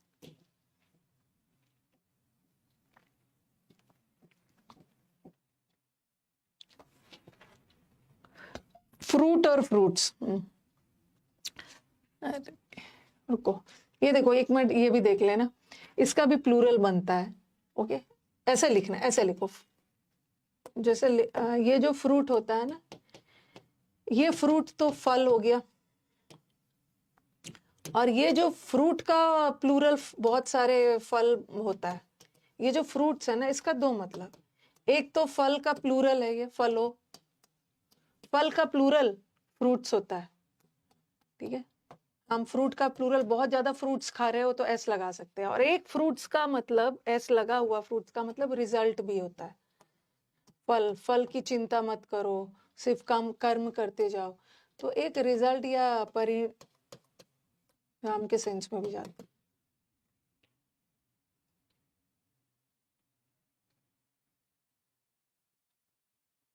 कुछ कुछ टाइम तो एंटोनिम का सिनोनिम भी टिक कर देता हूँ। सही बोल रहे, मॉक से पता चलता, कभी कभी मॉक में गलती होती है ना, तो अब फिर नेक्स्ट बार और भी ज्यादा केयरफुल हो जाते। देखो, the fruits of hard work, ये जो कठिन परिश्रम का जो फल होता है ना, वो बहुत मीठा होता है। Okay, it is sweeter than the sweetest of nectars. Nectars हम पराग को बोलते हैं, जो फूलों का नेक्टर होता है ना, वो बहुत मीठा होता है, और उससे भी मीठा मेहनत का फल होता है। तो यहाँ फल का मतलब एप्पल ऑरेंज वाला नहीं है।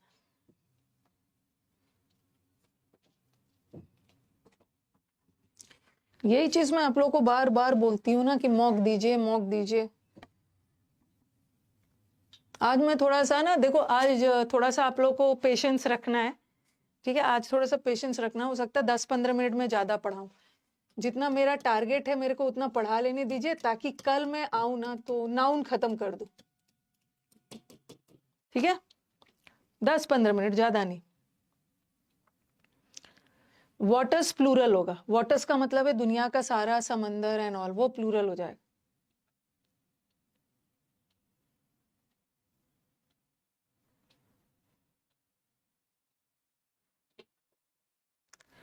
बिलोंगिंग, ये बिलोंग का मतलब है कोई भी चीज किसी को बिलोंग करता है, मतलब किसी से संबंधित है। अब संबंधित लिख लो, किसी से संबंधित। और ये बिलोंगिंग्स का मतलब सामान होता है।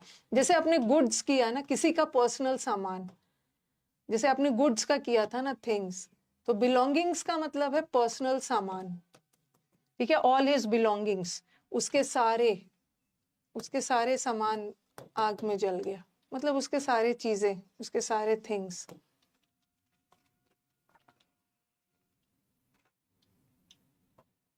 नहीं नहीं, कल सारा नहीं हो पाएगा। मैं आज बैच को ऐसे जगह पे छोड़ूंगी ना, कि कल मैं आऊं तो, क्योंकि हो सकता है कि मैं परसों छुट्टी ले लूं, ठीक है। परसों आई टेक अ, क्योंकि मुझे एक शादी अटेंड करने जाना है, तो परसों मैं आपके बैच में ना, मतलब परसों मैं आफ्टरनून तक ही पहुंचूंगी। तो फिर आपका बैच ना एक दिन के लिए मतलब ये टॉपिक रुका रह जाए, ताकि मैं थर्सडे को आऊं तो मैं आपका प्रोनाउन शुरू करूं। थोड़ा सा मुझे एक्स्ट्रा पढ़ा लेने दीजिए।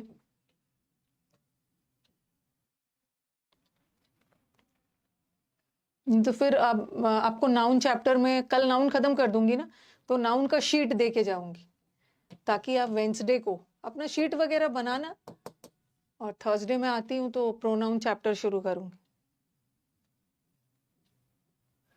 तो बिलोंगिंग्स का मतलब है सामान, और ये बिलोंगिंग मतलब कोई भी चीज किसी से संबंधित।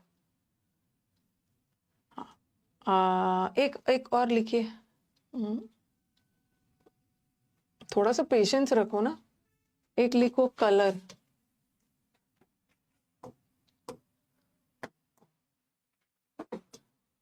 एक होता है ऐसा वाला कलर, ये कलर का मतलब है रंग, ठीक है। ऐसा लिख लो, वहां है नहीं। और एक बहुत सारे रंग है, तो उसका भी कलर्स होता है। रंगों, बहुत सारे रंगों से आप कुछ काम कर रहे हैं। और एक कलर्स का मतलब फ्लैग भी होता है, झंडा को भी बोलते हैं, फ्लैग के सेंस में भी जाता है।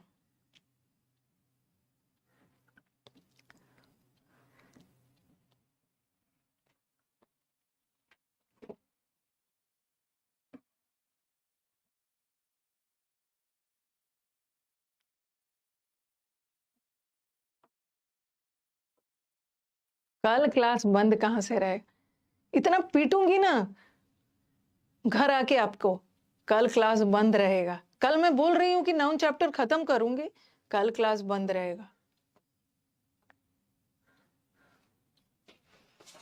एक फ्लैग के सेंस में भी जाता है।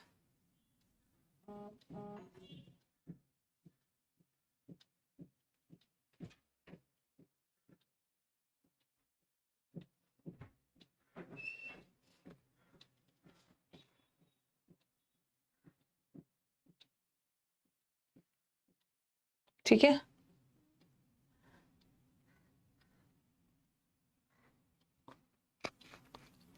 Pen pen, spectacles spectacles, words और वो सब हो गया। अब आ जाओ, हाँ अब आ जाओ, मैन और जेंटलमैन में क्या डिफरेंस है। ठीक है, अकेला मैन का मतलब होता है आदमी, मानव, मानव को बोलते हैं। ठीक है, ऑर्डिनरी सेंस में मैन। ठीक है, जैसे मैंने लिखा मैं ह्यूमन बीइंग, अकेला मैन ह्यूमन बीइंग के सेंस में है या किसी खास आदमी के सेंस में है। जैसे मैंने लिखा man is mortal, man is मॉर्टल, यहाँ ह्यूमन बीइंग्स के सेंस में, किसी खास आदमी के लिए नहीं है। हर आदमी जिसने जन्म लिया है सबको एक ना एक दिन मरना है। और एक मैंने लिखा I saw the man in the market, तो यहाँ मैन का दो मतलब होता है, मैंने उस आदमी को मार्केट में देखा।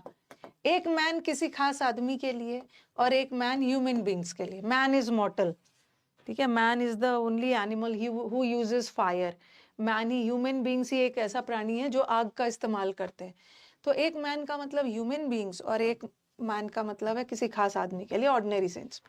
बट आप किसी भी शो वगैरह में जाते हो तो आप मैन एंड वुमेन नहीं बोलते हैं, क्या बोलते हैं, लेडीज एंड जेंटलमैन। ऐसा सुना है ना, लेडीज एंड जेंटलमैन। किसी भी मैन और वुमेन को किसी शो वगैरह में कहीं पे एड्रेस करते समय, संबोधित करते समय लेडीज एंड जेंटलमैन बोल देते। तो मैन और जेंटलमैन में क्या डिफरेंस। जेंटलमैन, अगर हम किसी मैन को एड्रेस कर रहे हैं रिस्पेक्ट के साथ, वो एक जेंटलमैन है। जेंटलमैन का मतलब है बहुत सभ्य व्यक्ति, बहुत गुड मैनर्ड वाला व्यक्ति, बहुत सभ्य। तो मैन तो सामान्य सेंस में आदमी के लिए, ह्यूमन बींग्स के, but gentleman refers to a person of good moral character, एक सभ्य प्राणी को बोलते हैं। उसीलिए मैन को थोड़ा रिस्पेक्ट में एड्रेस करना है ना, तो आप जेंटलमैन बोल देते हैं। Ladies and man and women ना नहीं बोलते। वुमेन को अगर रिस्पेक्ट में बोलना है तो हम लेडी बोल देते। ठीक है, लेडी।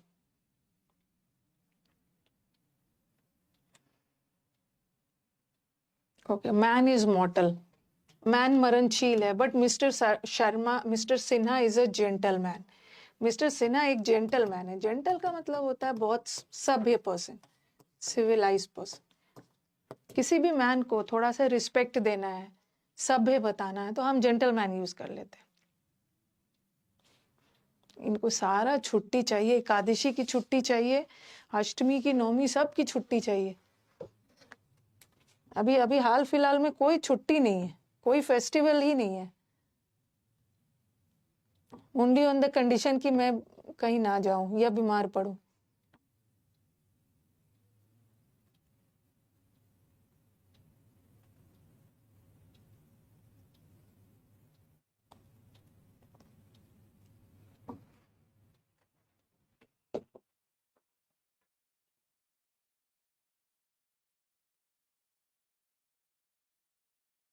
ठीक है, mister Sinha is a gentleman. और विमेन भी हम यूज करते हैं किसके लिए, विमेन तो नॉर्मल विमेन के लिए यूज करते हैं, बट लेडी किसके लिए यूज करते हैं। अगर किसी विमेन वुमेन को रिस्पेक्ट के साथ आपको संबोधित करना है तो हम विमेन ना बोल के लेडीज एंड जेंटलमैन बोल दे, लेडीज एंड जेंटलमैन। अब आ जाओ कॉस्ट एंड प्राइस। हम लोग शॉप में जाते हैं, ठीक है, शॉप में जाके ना कोई शर्ट वगैरह कोई ड्रेस देख के बोलते हैं ना कि इसका कॉस्ट कितना है, जो कि हम गलत बोलते हैं। कॉस्ट तो उस शर्ट को, उस ड्रेस को बनाने में जो खर्च हुआ है ना, उसको हम कॉस्ट बोलते हैं।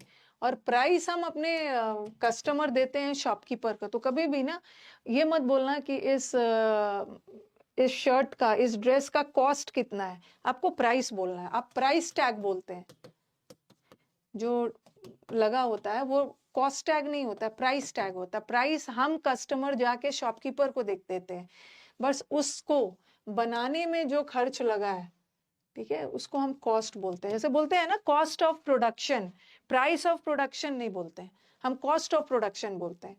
ठीक है, मतलब इसको जो ऑटोमोबाइल्स के कार को बनाने में जो खर्च हुआ है, ओके, तो कॉस्ट हो गया। बट हम जब टेलीविजन खरीदने जाते हैं तो हम लोग यू पे अ हेवी प्राइस पे करते हैं, CP versus market price.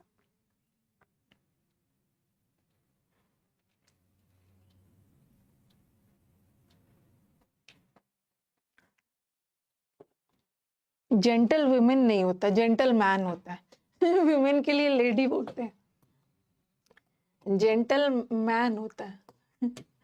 Gentle women के साथ नहीं बना, ठीक है, जेंटल विमेन नहीं होता, जेंटल विमेन को हम लेडी बोलते। अगर ये ऐसा रहे, ये तो नाउन है, अगर ऐसा रहे ना, जेंटल मैन, बहुत जेंटल मैन है, मतलब बहुत पोलाइट, एडजेक्टिव फॉर्म में लगा सकते हैं। ये विमेन क्या है, नाउन है। कैसे विमेन, जेंटल। मैन क्या है, नाउन, कैसा, जेंटल। तो ऐसे तो जेंटल लगा सकते हैं, ठीक है, क्योंकि यहाँ का जेंटल एडजेक्टिव हो गया, बट पूरा जेंटलमैन नाउन है। लेडीज एंड ऐसा नहीं बोलते gentle women and gentle man, हम लेडीज बोल देते, लेडीज एंड। यू पे the price, you don't pay cost. Cost तो उसको बनाने में जो खर्च हुआ है वो उसका कॉस्ट है, बट हम कस्टमर शॉपकीपर को जाके कॉस्ट थोड़ी देते, प्राइस देते। थर्ड आ जाओ, कहाँ चला गया, अच्छा ये तो नीचे चला गया। एक होता है हैबिट, ये एक एग्जाम में आया हुआ, ठीक है। देखो, हैबिट का मतलब होता है ना, हैबिट और कस्टम में क्या डिफरेंस है, ऐसा लिखो। हैबिट आपका इंडिविजुअल होता है, किसी की इंडिविजुअल आदत, लेट से जगने की आदत, स्मोकिंग करने की हैबिट हो गई है उसको, ठीक है, इंडिविजुअल आदत को बोलते हैं, किसी का व्यक्तिगत आदत है। बट कस्टम जनरल होता है, ओके, कस्टम जनरल होता है। जनरल मतलब किसी सोसाइटी का कस्टम हो सकता है, ओके, किसी कम्युनिटी का हो सकता है। सबका, हिंदू का अलग रीति रिवाज है, क्रिश्चियंस का अलग रीति रिवाज है, कंट्री का रीति रिवाज अलग है, थोड़ा जनरल हो जाता है। जैसे वेस्टर्न वाला का अलग है और हमारा इंडिया का अलग है। तो he gave up the custom नहीं होगा, he gave up the habit. पीने की उसको लत लग गई थी, तो पीने की इंडिविजुअल हैबिट है ना। बट नीचे वाला आपको दिख नहीं रहा होगा, ये लिख दे रही हूँ, बी वाला, we should honour the custom of different nations. हमें सारे देशों का रीति रिवाज को फॉलो करना चाहिए। तो यहाँ ये हो गया, कस्टम और हैबिट में यही डिफरेंस। सुबह जल्दी उठने की हैबिट या लेट से उठने की हैबिट होती है, चाय पीने की आदत है, चाय पीने का कस्टम थोड़ी है। जेंटलमैन का प्लूरल होता है यार, कॉस्टली बोल देते, कॉस्टली तो एडजेक्टिव है ना, कॉस्टली एडजेक्टिव है, प्राइसली वर्ड नहीं होता। कोई चीज महंगा है ना तो प्राइसली नहीं लिखते हैं, कॉस्टली है, वो एडजेक्टिव है, वहां मीनिंग अलग जा रहा है। कोई महंगा है तो प्राइसली नहीं बोलेंगे, कॉस्टली बोल देते। वी शुड ऑनर, हमें विभिन्न देशों का रीति रिवाज, और हैबिट तो किसी का इंडिविजुअल होता है।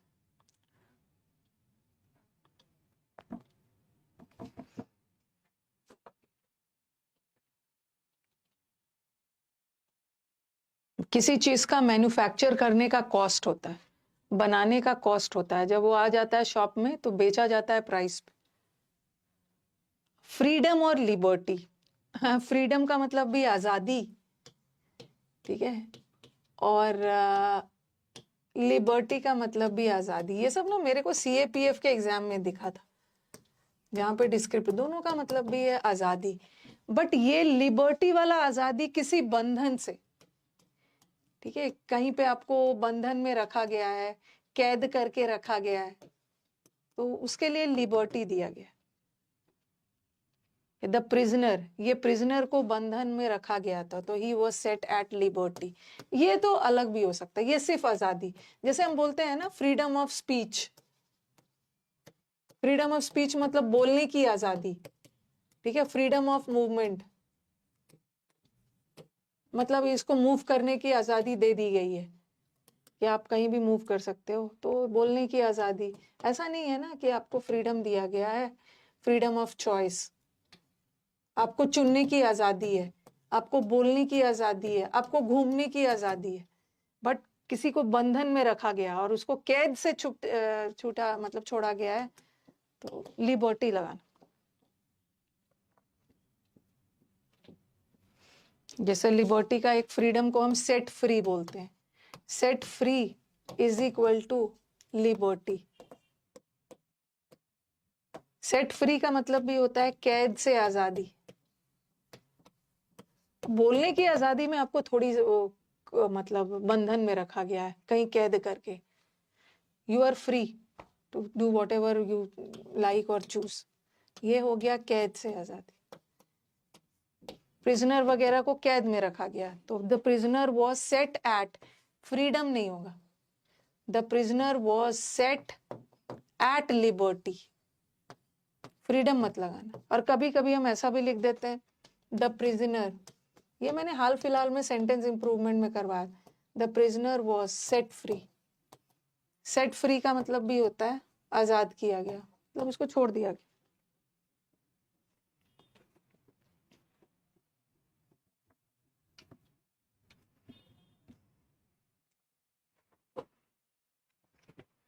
मेरे को नाउन्स एंड जेंडर्स और केसेस में 1.5 घंटे में आराम से हो जाए, इन नाउन्स एंड नंबर्स में ही ज्यादा टाइम लगता है।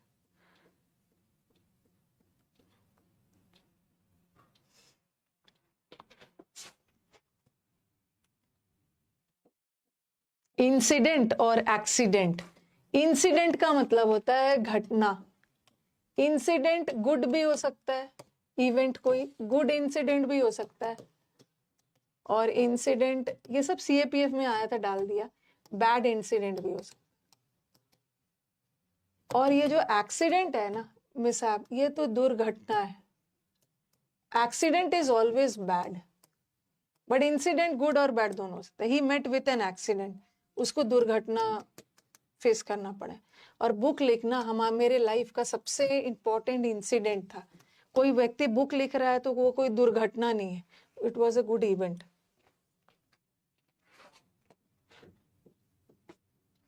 नेवी, एयरफोर्स सबके लिए ये बैच है, ये बैच सबके लिए है।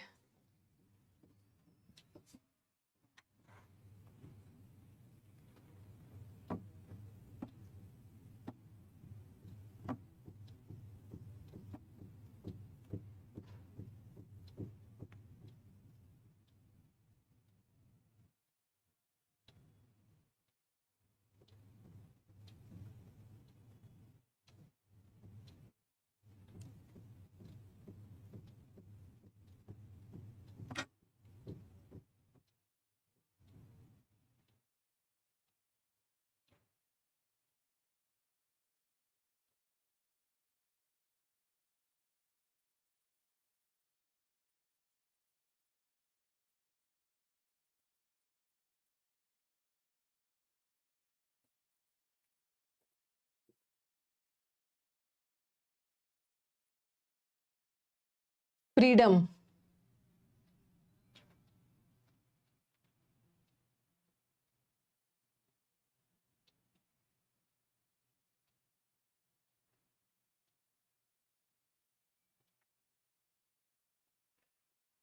The prisoner was set free, the prisoner was set at liberty. चलो ये भी हो गया। हाउस और होम, देखो ये तो मैंने डिटेल में पढ़ा दिया है, ठीक है। कौन से चैप्टर में पढ़ाया है? प्रेपोजिशन में।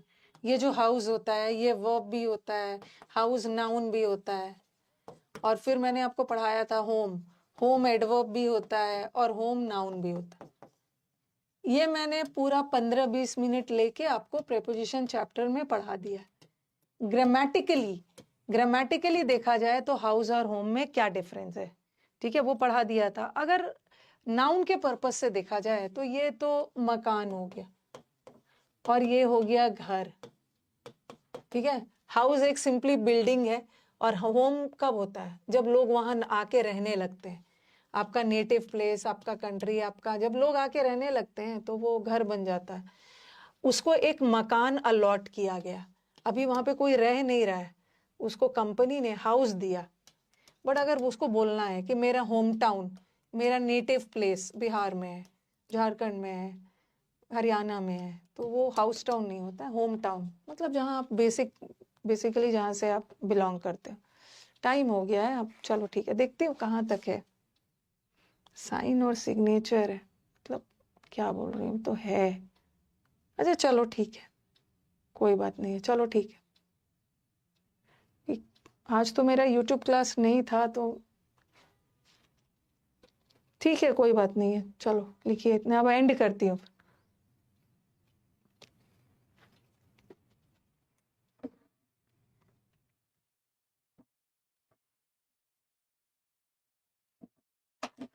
देखती हूँ कल एंड करने के लिए, अब नहीं होता है तो फिर थर्सडे जाएगा, थर्सडे किसी और टॉपिक के साथ नाउन को कंबाइन करूंगी।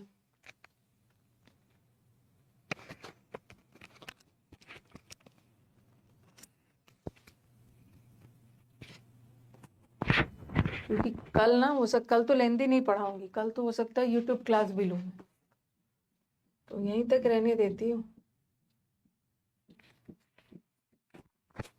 ओके चलो।